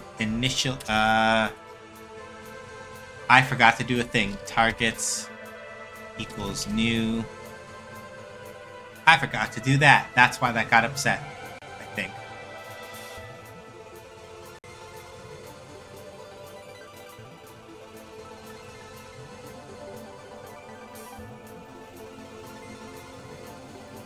Okay, cool. So that does what it's supposed to. I just need to figure out now why attacking doesn't work. Or rather, why we enter the attack state, but why nothing happens afterward. There's something else that I forgot to set up here. The targeting area that both uses.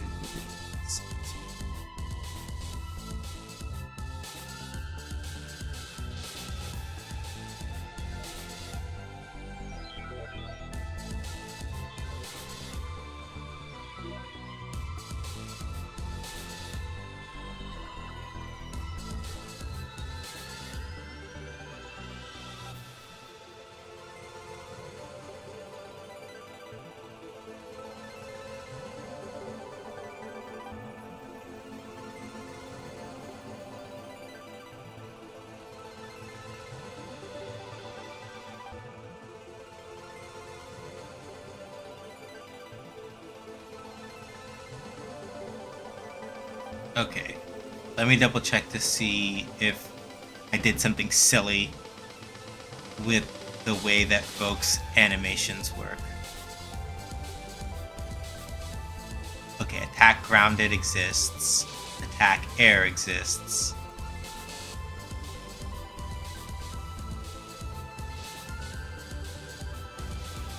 Okay, so all of those exist. So then, why is the animation not playing?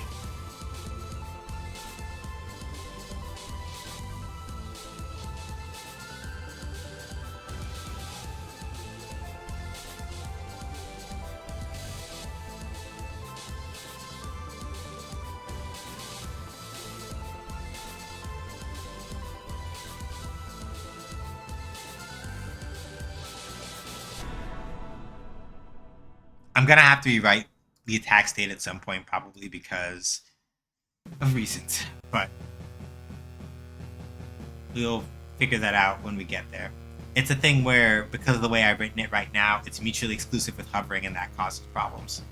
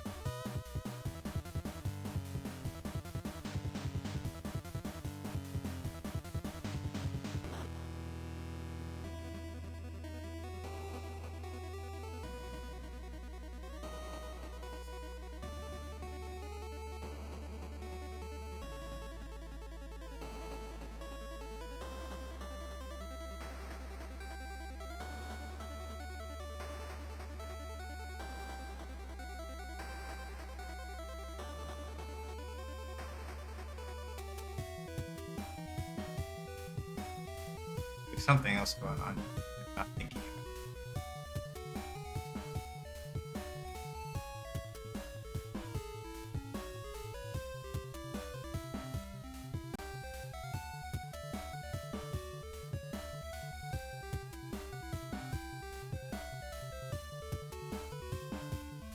Okay, what did I forget? There's something that I forgot. What did I forget?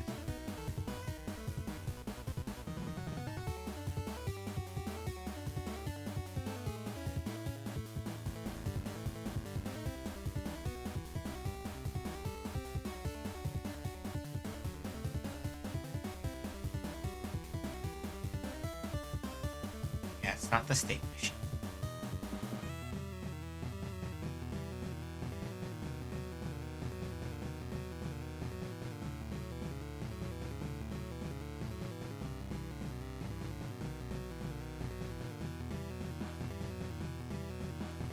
What if I forgot?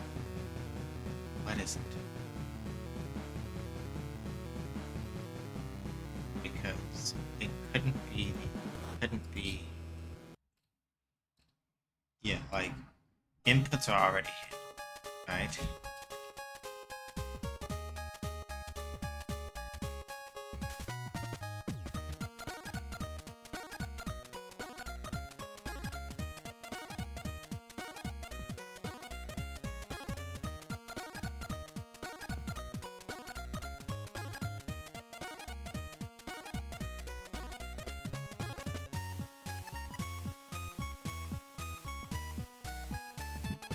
Okay, so then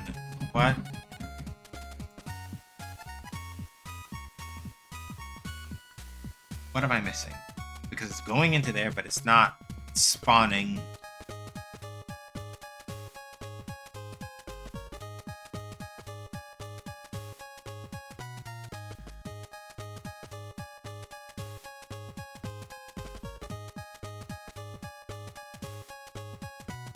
Or why is it not playing the animation?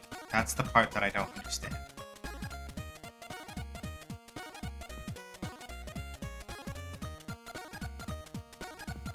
Because at the very least, if I'm standing on the ground, I should be able to get this.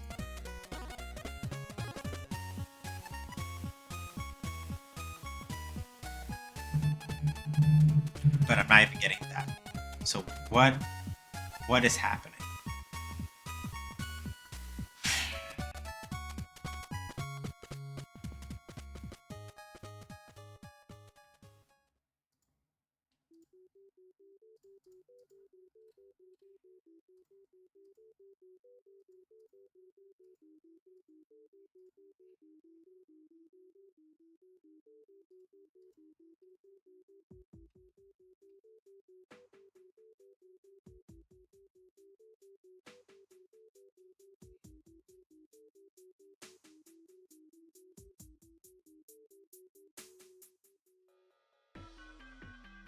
Not getting any alerts that says that the animation's missing.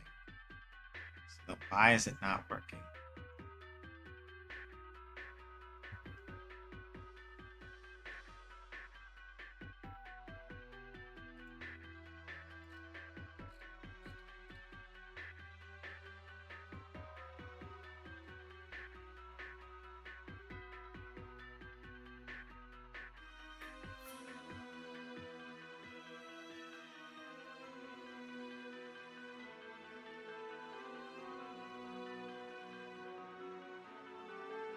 Alright.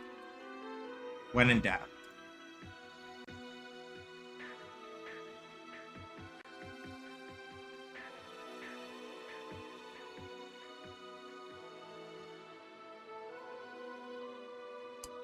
That's why.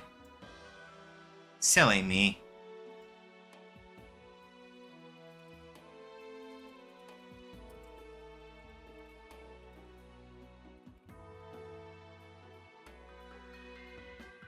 Forgot to do this part. So when you enter the state, activate. That's the part that I forgot to do.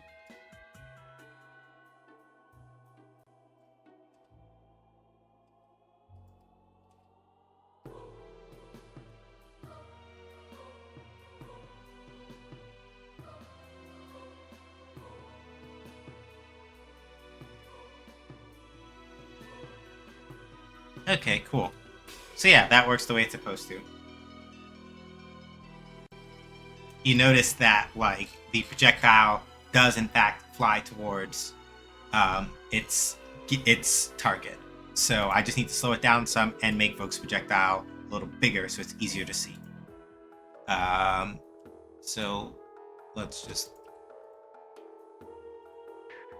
Well, actually, let's go to the mesh instance over here.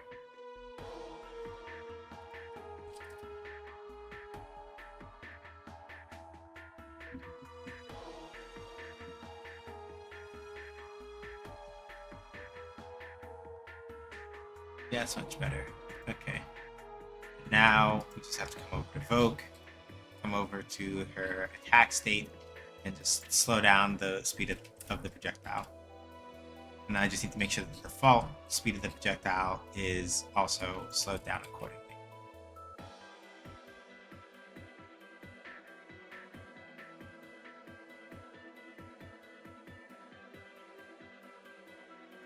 Build this. Now we go to the test level and we run it.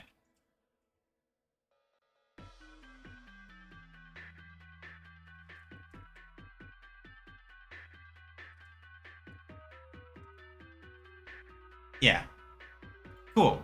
That does pretty much exactly what it's supposed to do. I just need to borrow another bit of code from Funk's attacking state again. We're going to do this one, because we're going to need this rogue state attack.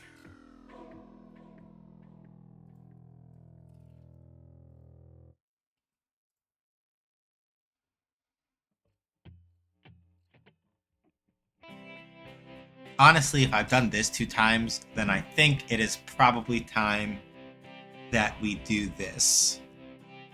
Okay.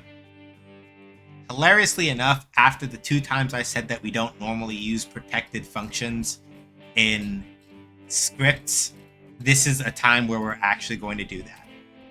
I said it 2 times and then now I'm alive. We're going to do protected virtual void start state end. And over here, we're going to do public override ready, base ready, player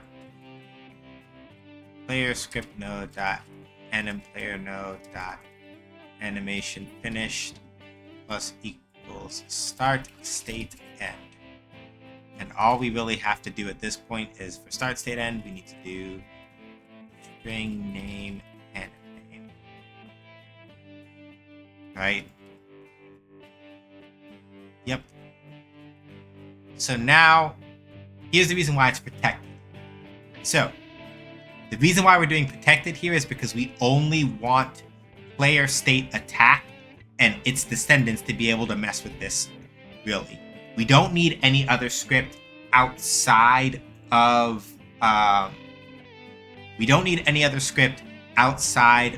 it to do that. So we're going to put protected here to make sure that only player state attack and its descendants can mess with this. So now we can do protected override start state end over here, and we can do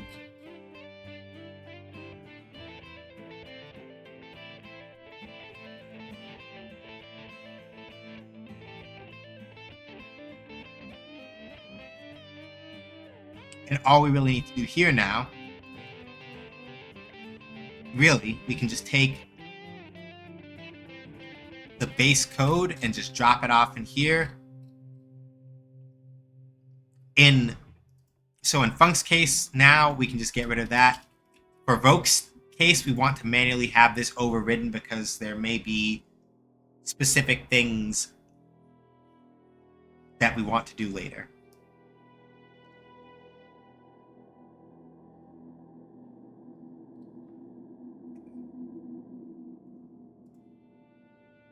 Like getting it to work when she's hovering. But that's a whole other can of worms that we're going to deal with later. Right, as you see there, right, we want to sort of like avoid we want to avoid certain shenanigans while she's hovering. So we're going to need custom code for that.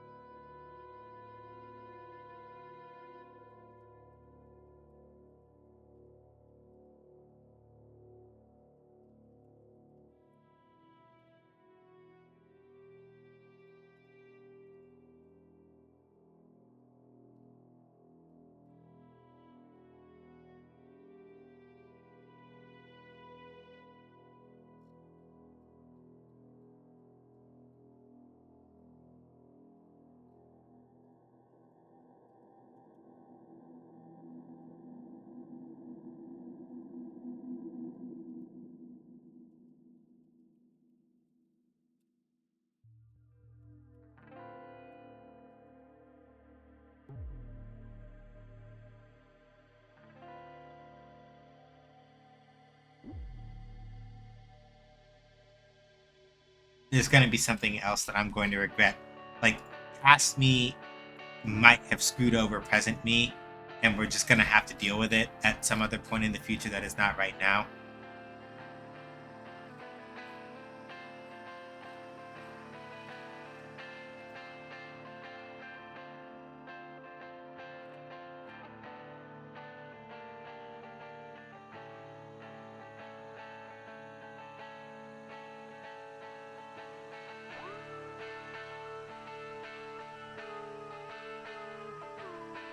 Alright, let's see. Yeah, basically, for the time being, hovering is not going to work correctly. And we just got to live with that. Oh, right. I forgot to do this. That's why. Base.ready. It got stuck because I forgot to do this part. For both Voke and for Funk, I just need to add a reference to base.ready so that it does this stuff. That's why it wasn't working. My fault. I forgot that.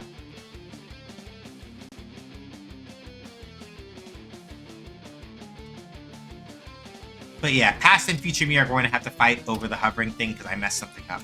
But that's neither here nor there. So yeah, as you can see, right, now anything that's tagged enemy, as long as an enemy is in range anyway, right, it goes flying towards that.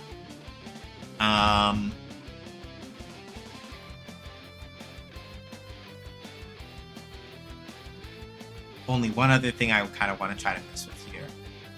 Let me see here.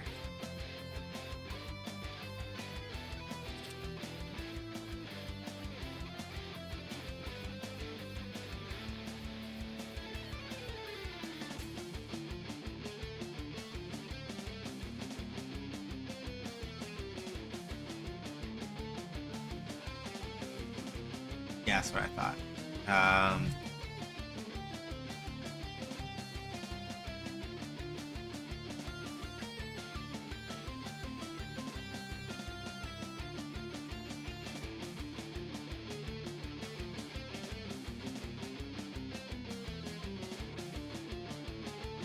I'd have to change a property somehow or another.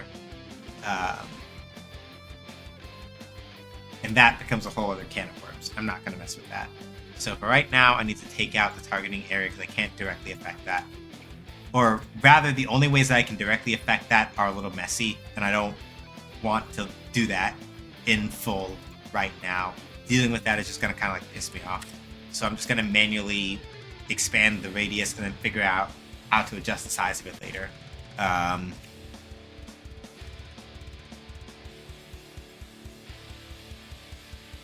Okay, so that works fine.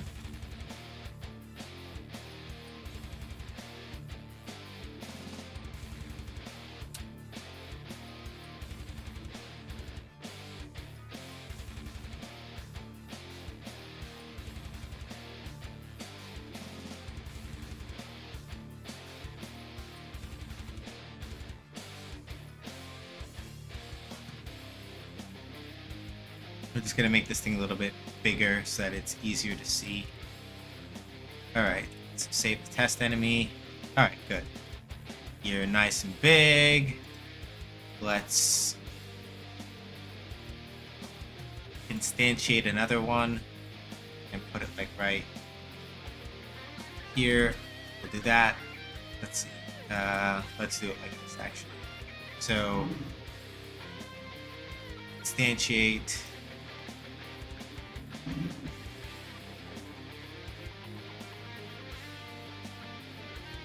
Instantiate. No, not inside of it. Damn it. Over here. Thank you. Instantiate. We're going to grab these two. We're going to pull them both over here. I'm going to take this one and push it a bit forward. Save this. Come over here. Alright, so if I did this correctly, if I catch both of these in the radius, it should go to this one over here. Yep. Perfect. Now, the only thing I really want to do really is adjust where the projectile spawn point is. Really, the projectile spawn point is like up here-ish. And I can even go and... Well, no. I need to leave the other code the way it is. I was about to do something silly that I didn't actually need to do. So yeah. As you can see, right? Even between these two, it goes directly to the one that's closer. Now, there's a whole thing I could have done with that to I didn't get into it super deeply, but there is a whole thing that I could have done where I could have made it so that the list of projectiles actually like sorted itself out if I really felt like it. But I didn't want to do that. Too much effort. But yeah, basically now, right, as long as I have a target in range, right? As long as I have a target in range,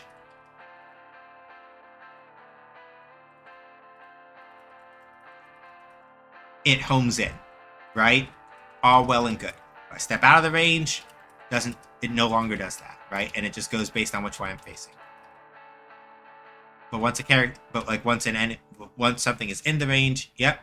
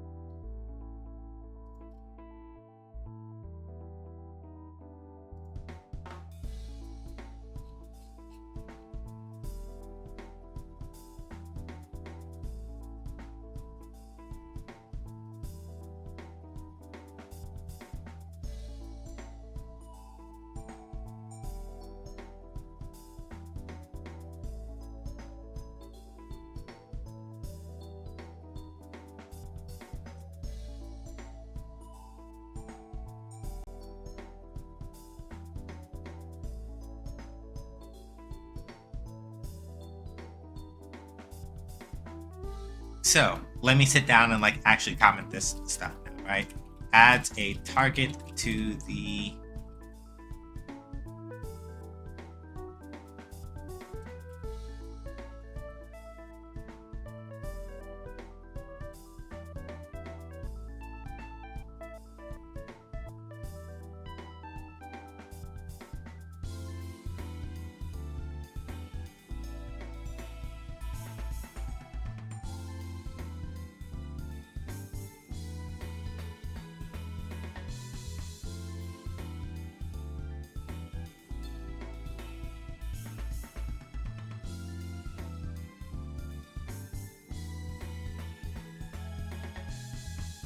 then we're gonna just do this, and we're gonna do this, and we're gonna say moves a target from the list of targets.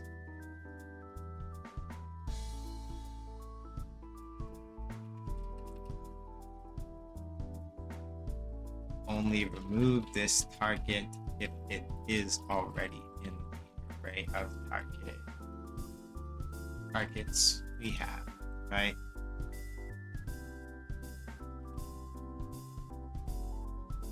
Moves the target area 3D. That's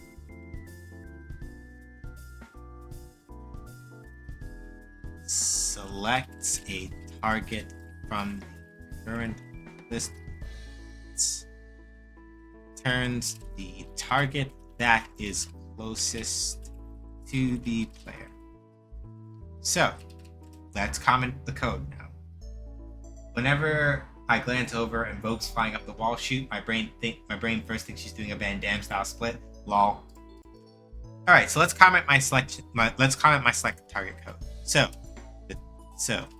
the target we've chosen is stored in this variable. We're going to store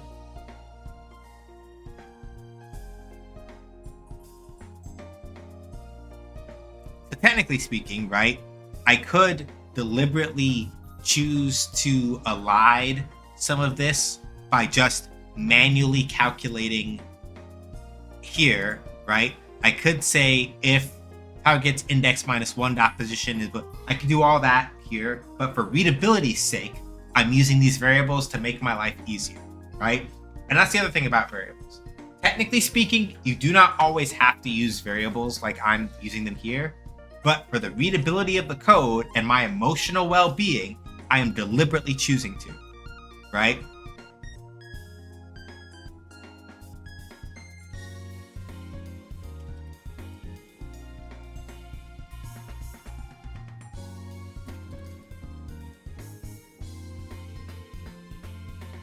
For loop will go through each item in the list. I like to think of it almost like putting a comment in the code. Yeah. Variables. So this previous distance is what we call an instance variable, right? What is an instance variable?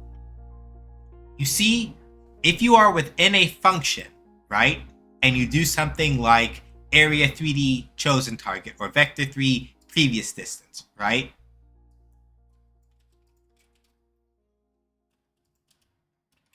These are what we call instance variables. Because I did not declare these variables way up here at the top, right? They are not accessible throughout the entirety of the script. They're only accessible within the context of the select target. This is why their names are in blue instead of in white. Variable names that are in white, it's all when you use a variable that way. Yes, exactly. Variable names that are in white are accessible from anywhere within this script.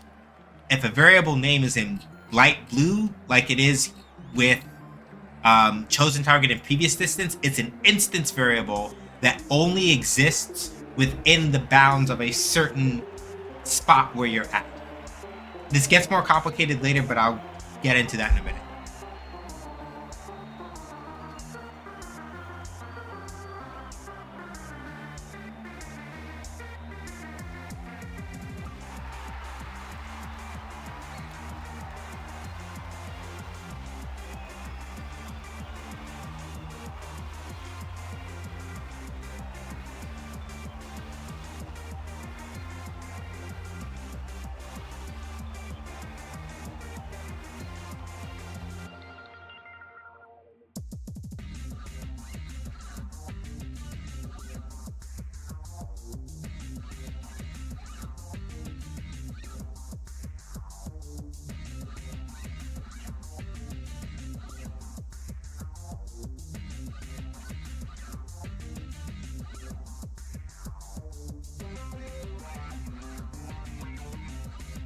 I should put that line of code back.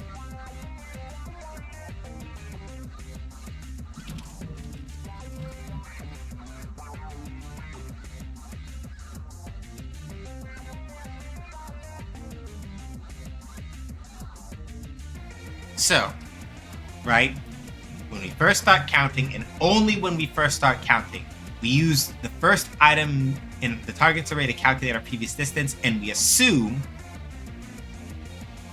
Night, Stubby. Actually, let me do it like this, in order to keep this code consistent. We're going to do this now.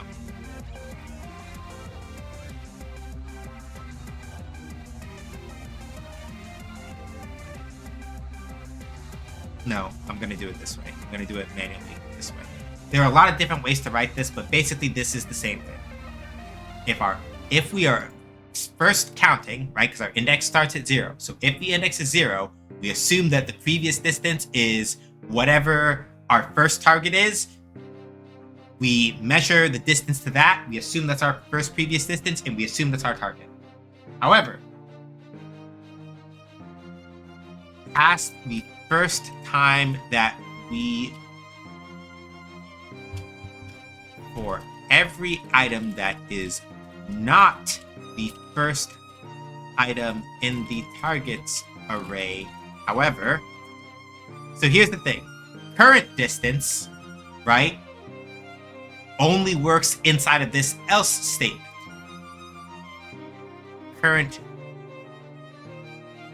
This variable will store the current distance we are checking. Because it's inside of an else, it will only work in an else statement. It will only work inside of this else statement. So the reason why, again, to Val's point, right? We can use current distance by virtue of the fact that we're using it like this. We can basically use it as a discount comment, the way that she pointed out, right?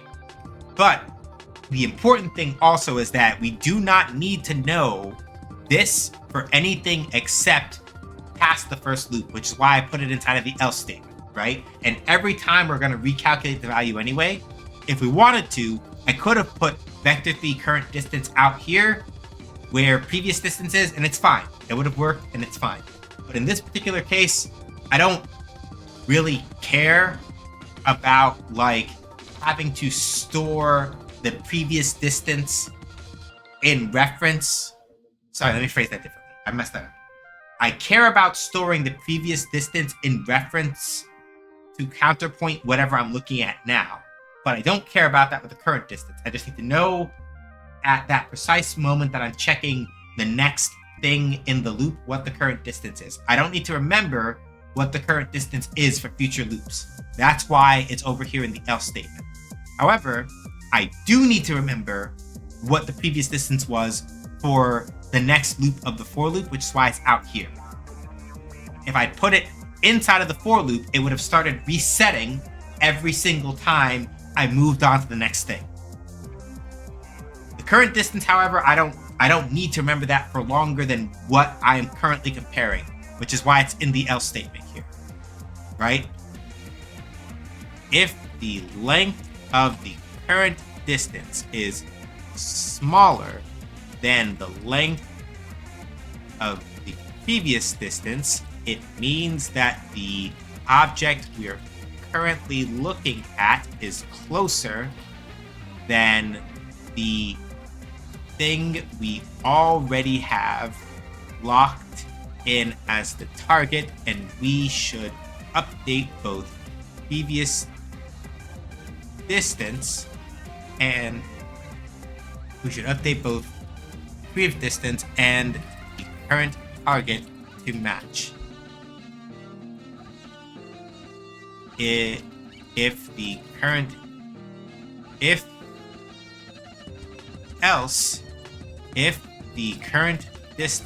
of if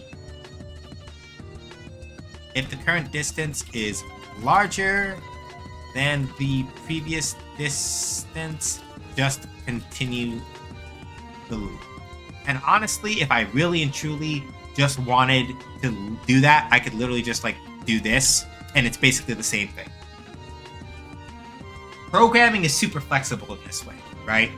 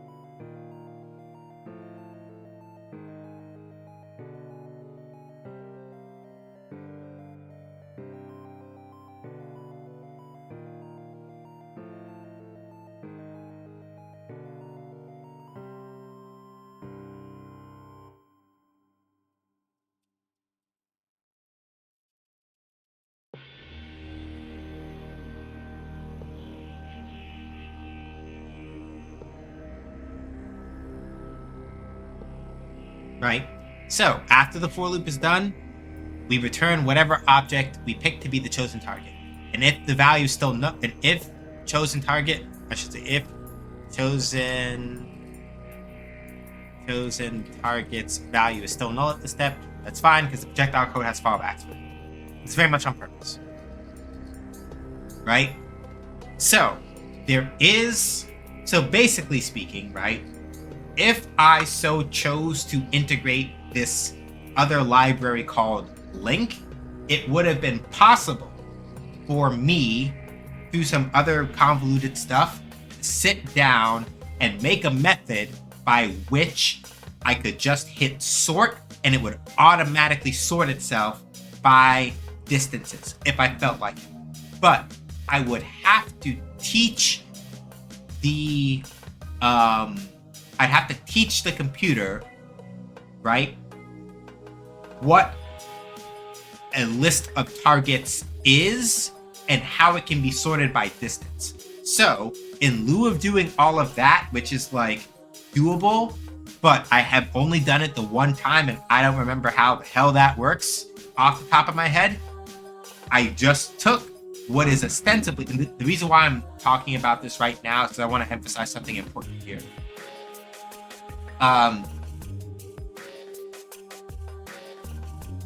There are as many ways to do certain things in programming as there are stars in the sky. I'm exaggerating a little bit, but you get what I'm getting at. In this particular case, is this particular code super reusable? But the important thing is that when I look at it and I read it, I understand the things that it does and the steps make sense and they're replicable. The thing that nobody really tells you about programming, because yes, you do have to at a certain point think about optimizing your code and all of that other stuff, right? But you have to have, I'm going to say the word algorithm, but I don't want you to think like Twitter algorithm or Facebook algorithm. It's not what I'm talking about, right? When I say algorithm in this context, I mean a step. Well, this is what like those other big algorithms are too, but on a much larger scale. When I say algorithm here, I am talking about a set of like steps that occur in a specific order to achieve a desired result. The algorithm that I have set up here is relatively straightforward, right? We have a target, we have a distance that we're looking for. We are going to look through our collection of targets. The first time through, we are just going to assume that the first target we're looking at, as we're checking through, we're going to say, you're going to be our fallback in case, right, nothing comes through, right? And then we're going to go to the next target. We're going to compare distances. And if the new target is smaller, or if the target we're looking at is smaller, that's our new current target. If it's bigger, we just skip on ahead and keep doing the next thing, right? Here's the thing. While math is involved with checking the position and all that, and setting up the positions to compare and everything else is logic. Everything else is logic. Everything else is saying, all right, we're going to keep a notepad for what target we have chosen right now. We're going to keep a notepad for what the last distance we calculated was. And now we're going to go step by step through what is basically like a collection of, if you think of an array sort of as like one of those big file folders, like file cabinets where you can like page through a bunch of folders, that's basically what an array is too, right? We're just leafing through all of our targets and we're going, okay, is this target closer than this one? Okay, if it is, that's the thing that we're going to be aiming at.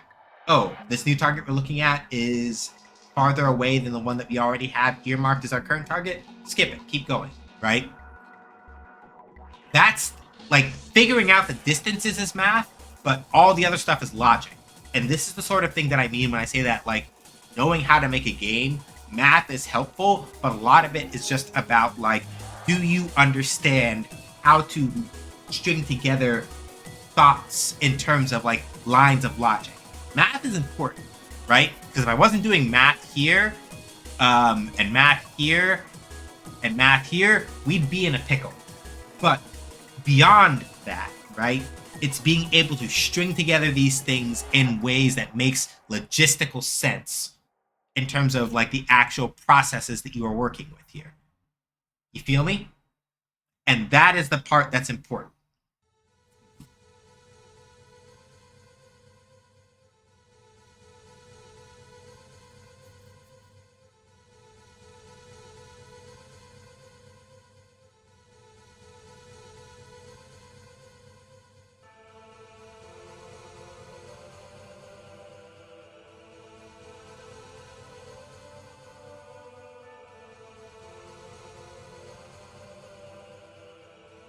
Because now, right, we come over here.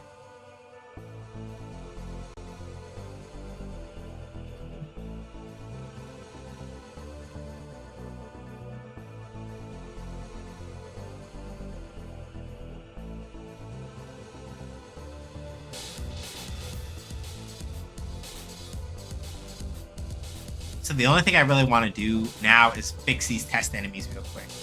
Because you can walk through them, and that's not something that we want. So we're gonna change type here. I need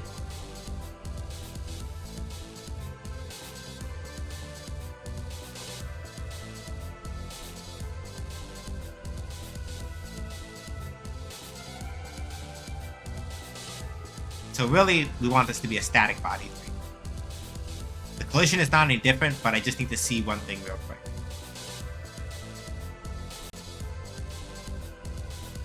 Okay, so here's an important thing. Now the homing code has stopped working. And you might be going, but why is that? What happened here?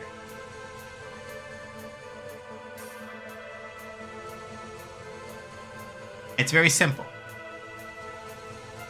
Right? The thing about like static bodies and stuff like that is that static bodies are not areas. Static bodies are bodies, which means that really targeting area dot body entered is add target. Targeting area dot body exited plus equals remove target, right? So here's where we start getting a little funky. You notice that it gets upset because body entered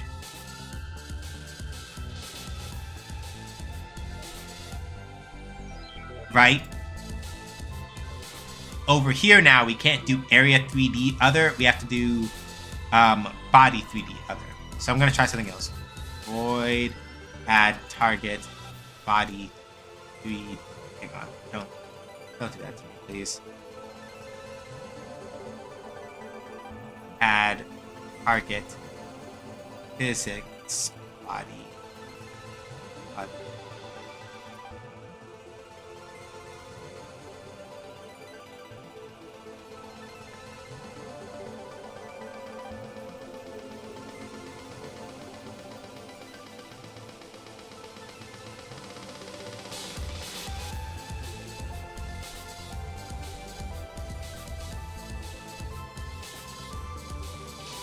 So here's where we start running into shenanigans, right?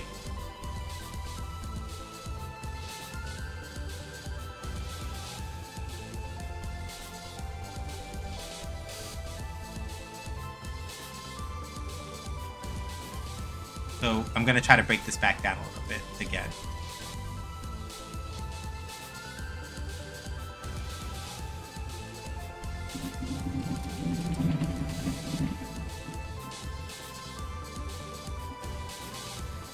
So let's get a little saucy here. Then we'll come over here. We're gonna do add target body.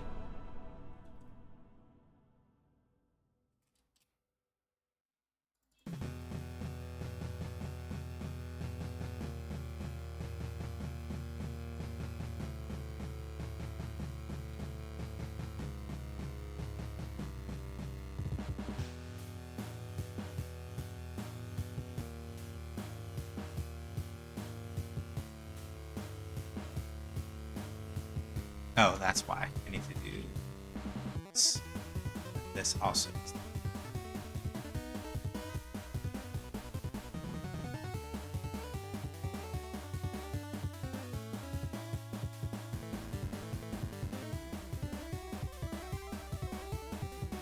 Hold on a second. I might have messed up something here. Whoops. Too far down, too far down, too far down. Alright. Sometimes when you run into situations like this where you're like, I don't know what this thing accepts. What we're going to do here is we're going to go to the targeting area. We're going to go to node. Body node 3D. So I messed up here. So what we're going to do here where it says add target body, all we really need to do is just do node 3D other. And then over here, we're just going to do remove target body. And now we're going to do node 3D other. And there we go. So if we theoretically, for whatever reason, right, if we have something that we need to be an area that's added into that we add into the target, we do areas instead. Bodies, do bodies. And now that I've gone back and refactored other parts of the code, because this is the nice thing, right? All we really need as far as a target is concerned, all we need is something that has a position as far as a target is concerned. And node 3D, if I come back over to here and I go to make a new node, right? I'm going to do node 3D, right? However, if I do 3D in general, you'll notice static body 3D, animatable body 3D, right? Character body 3D, physical bone 3D, rigid body 3D, vehicle body 3D, area 3D, visual instance 3D, all of these things, right? As it says here, the most basic 3D game object, you can't see the window, I'm sorry.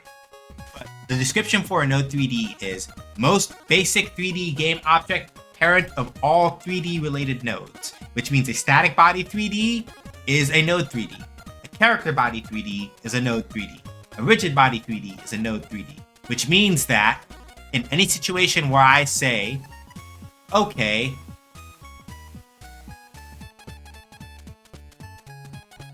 don't need that either. I'm not going to put things that we don't need right now because it's just going to make my life harder.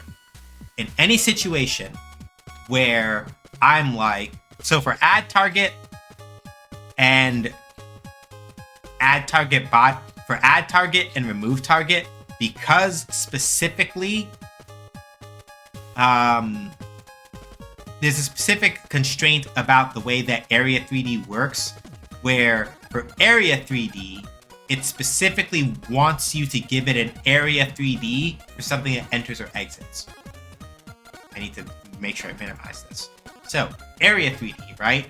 It's a little hard to see here, but it says Area entered, Area 3D. So for area entered and area exited, I have to make sure that this part of it up here, the function, has the parameter area 3D in order to match.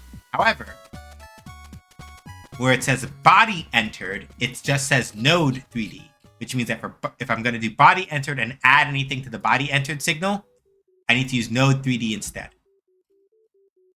So here, let me just do this. I'm going to do add target. Adds a target node 3D body, the other node 3D detected by the target area. Moves a target node 3D.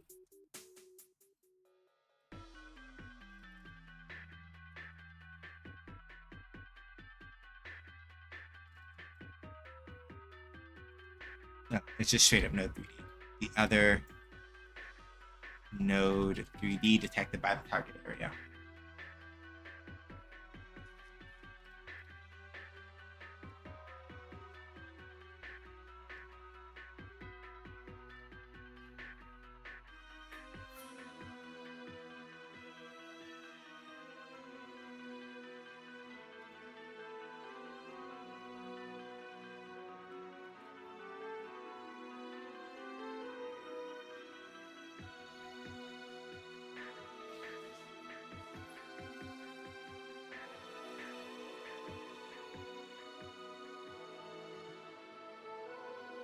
Okay, cool.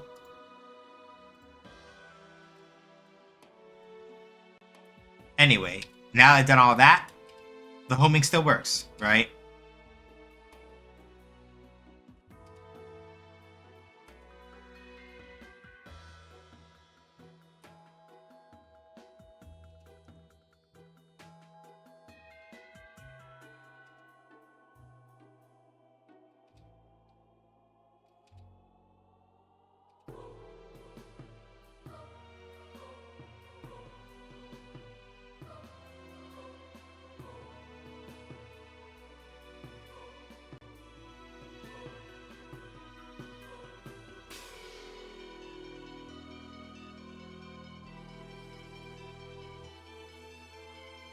Vogue is gonna just fall slightly slower. Just a little. To help accommodate a couple things.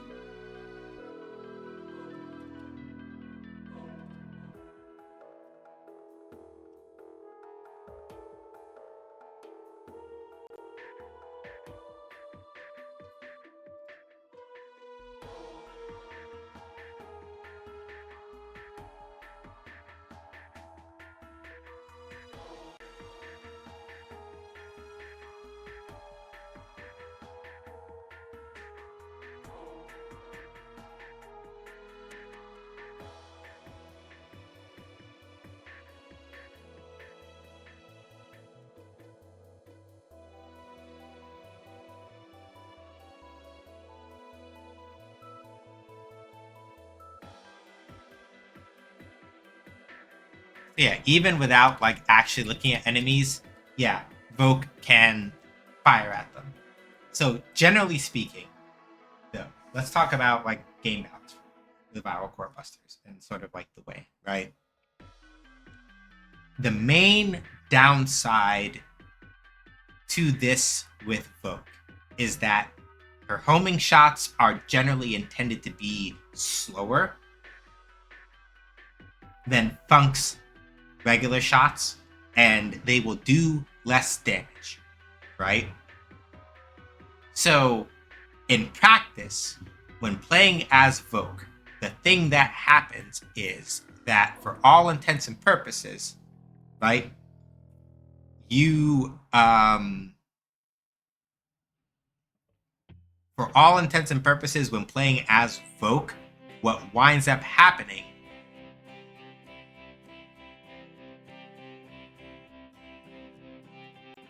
is that you don't do as much damage, even though you don't have to aim, right? When I was on the Developer Hardship Fund stream for the Game Doesn't Color Expo, goodness gracious, that will have been 2 weeks ago from this upcoming Friday will make it 2 weeks ago. When I was on that Game Developer Hardship stream, one of the things that I said in the course of that conversation, especially when like somehow or another we got onto the topic of difficulty, and I said that personally I prefer to do difficulty in a more modular sort of way, right?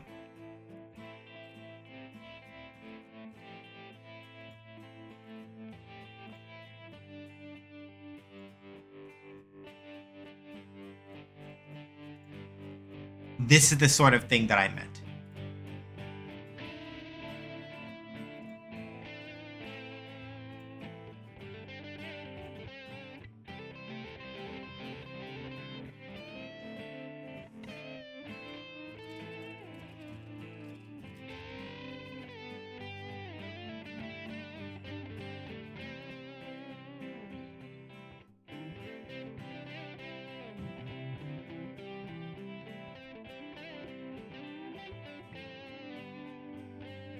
Yeah.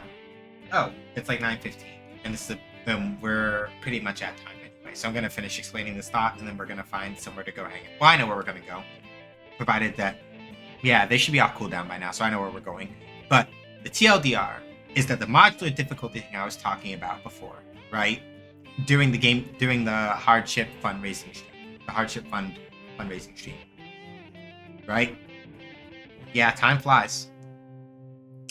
the thing that I talked about there with modular difficulty is that rather than saying, okay, I want to do like a hard mode where everything does 2.5 times more damage, right? I would much rather let players, within whatever reason I can, adjust specific levers for their experience, or by virtue of what they pick, do the same thing, right? So Voke is not necessarily the easiest character to play with, but in terms of how you judge her damage rate, of how you judge her ease of use to her damage ratio, that is considered.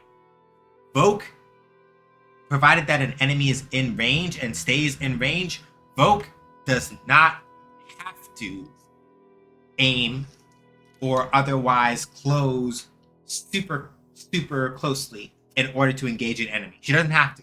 As long as she keeps them within range and has them locked onto, she can just agitate and annoy them by locking onto their position, and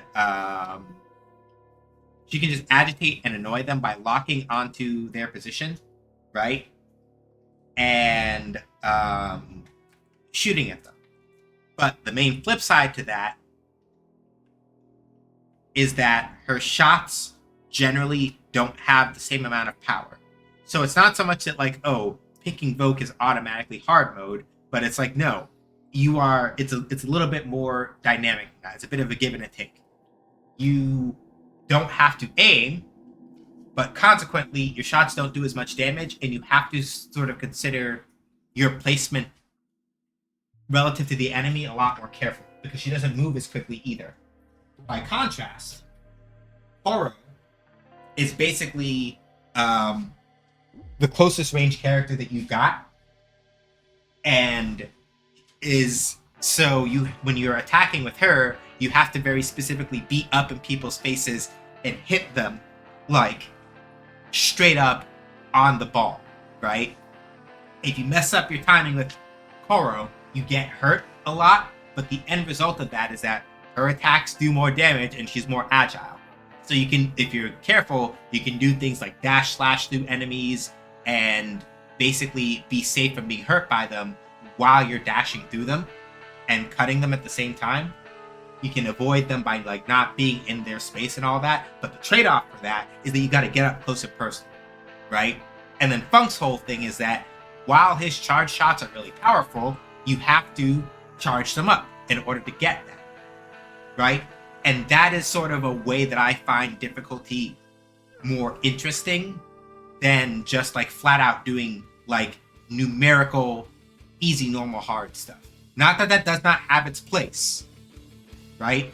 That has its place in certain aspects, but the thing is that if that's the only thing that you rely on in order to make a game more difficult in certain circumstances, like it doesn't do anything for, to me, right? It doesn't really do anything for meaningfully affecting the difficulty in that manner. The only thing you're doing is making it take longer, right? If you do things like increased health and different attack patterns, on the other hand, right? That's a little more interesting. That's a little spicier, right? I guess a good example of this is if we're talking about Final Fantasy XIV, while I go look for somebody to go hang out with. Well, I know who we're going to go hang out with. I just said that. Final Fantasy XIV and the difference between a normal trial versus the EX version of that trial is one example, right? Same thing with the normal version of a normal 8-person raid versus the Savage version of that raid, right? The mechanics become more complex and different, and that is more meaningful on top of like the stat boost, right? Those are the things that are more meaningful to me as far as difficulty goes. And difficulty, it does mean more levers to sort of like play with, but by that token, it's more interesting than just, okay, it's the same fight, but now like the enemy stats are boosted by 4, have fun. Like 4 times, have fun. Like that, again, it has its place, but you have to consider that very carefully against the game that you're designing. Anyway, I've talked too much, and I've got to I'm being asked to go do a thing, so I'm gonna go run and go do that. So here we go. All right, y'all. Thank y'all for coming by. Deeply appreciate it. So, Nightbot already covered me for 2 of the things. If you want to hang out with us when we're not doing stream stuff and you don't mind making a Roblox account that you never have to use for jack shit, you can join us on Guild. It has a couple of features that are generally a lot less of a pain in the ass to use, that Discord normally makes you pay for, but it's not required. If you're like, I don't want to make a Roblox account, you can't make me. Okay, cool. You can hang out with us here, and that's fine. If you want to know more about Munity, again, it's the studio's 2nd anniversary today. Go over to munity.games. You can check out our Patreon. Both free tier and paid tier are available to help support us and the stuff that we do. If you want to play Shoot Lancer, which is the first game that we've been working on, it's currently on a little bit of a pause right now while we sort out some other stuff, but it's got a pretty solid prototype that you can go and play right now. It gives you an idea of the first couple levels and all that, and you can go check that out. And last but not least for me, links that I have. I write game analysis and design articles over at NeoCities. I'm going to be migrating some of my stuff and co-host over there. That main blog page that I link to has an RSS link there. So if you know how to use an RSS reader, you can subscribe that way and get new writings that I do in your inbox.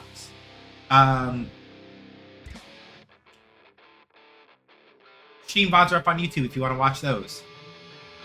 Ko-Fi. You can support me in the stream without giving money to Amazon and Jeff Bezos by going to Ko-Fi and doing a monthly sub over there. If you're really curious about what gets more bang for your, what gives me more impact generally, a monthly Ko-Fi sub, I keep $4 out of a $5 monthly Ko-Fi sub, and there are no payout thresholds like there are on Twitch. So generally, I prefer Ko-Fi subs over Twitch subs, but whatever works best for you. Throne, you can anonymously gift me gifts there, whether you buy it outright yourself or you help crowdfund for more expensive gifts. There are things like Common Rider 01 Progrise keys for one of the stream redemptions I do, or just stuff for helping me organize around the apartment. Either or. Plenty there to kind of take your pick. And my card has all my other social media links. I'm mostly active on Skype. Where we're going to go hang out. We're going to go hang out with Pleasantly Twisted. They are back from... I forgot to redeem an authorized while I was visiting. Well, I guess now you can put that on the list. I give my left arm to see that live. Oh. That's on the list for next time, I guess.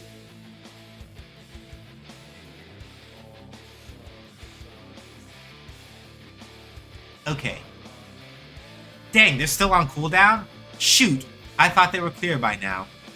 That's a shame. Yeah, they're still on cooldown for a little bit. Damn. You know what? No, we're doing it I'm breaking my own rule this one time because they've been on break for a hot minute, and I like to big up my people. So we're gonna go hang out with Pleasantly Twisted. This is maybe the last time that I will break my own rule and raid somebody that's technically on cooldown. Pleasantly Twisted plays a lot of different games, but mostly this year is more than likely just going to be a lot of just chilling out with the stuff that they feel like doing. Right now they're playing Dark Souls 3, the Convergence mod. They just came back from AGDQ recently. I mod in their channel. In other words, Nessa, she's just a cool bean. She's one of my favorite people on Twitch, and they're really chill. So we're gonna go raid over there. Hit them with an SJ, says raids. Let them know who sent you. Throw in your favorite emotes. They don't have to be my emotes, whatever emotes you feel like. Aside from that, stream schedule, Friday is probably more KOF because I just like playing KOF. I don't know.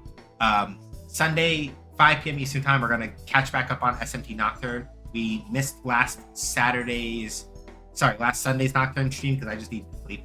I'm just gonna be real.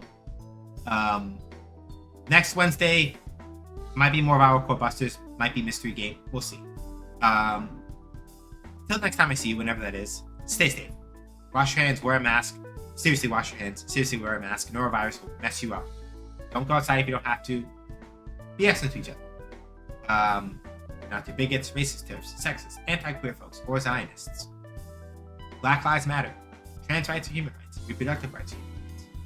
Palestine, Sudan, the Congo, and Caledonia, Haiti must all be free. Oh yeah, wash your damn legs. Yes, that too. None of us are free till we're all free.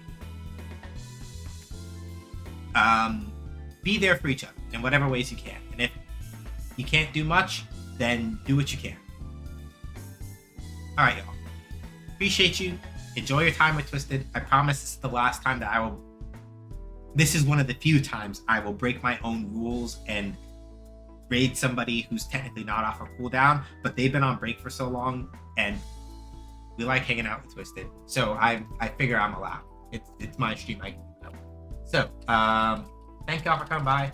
I'll catch you when I catch you. Take care. Deuces.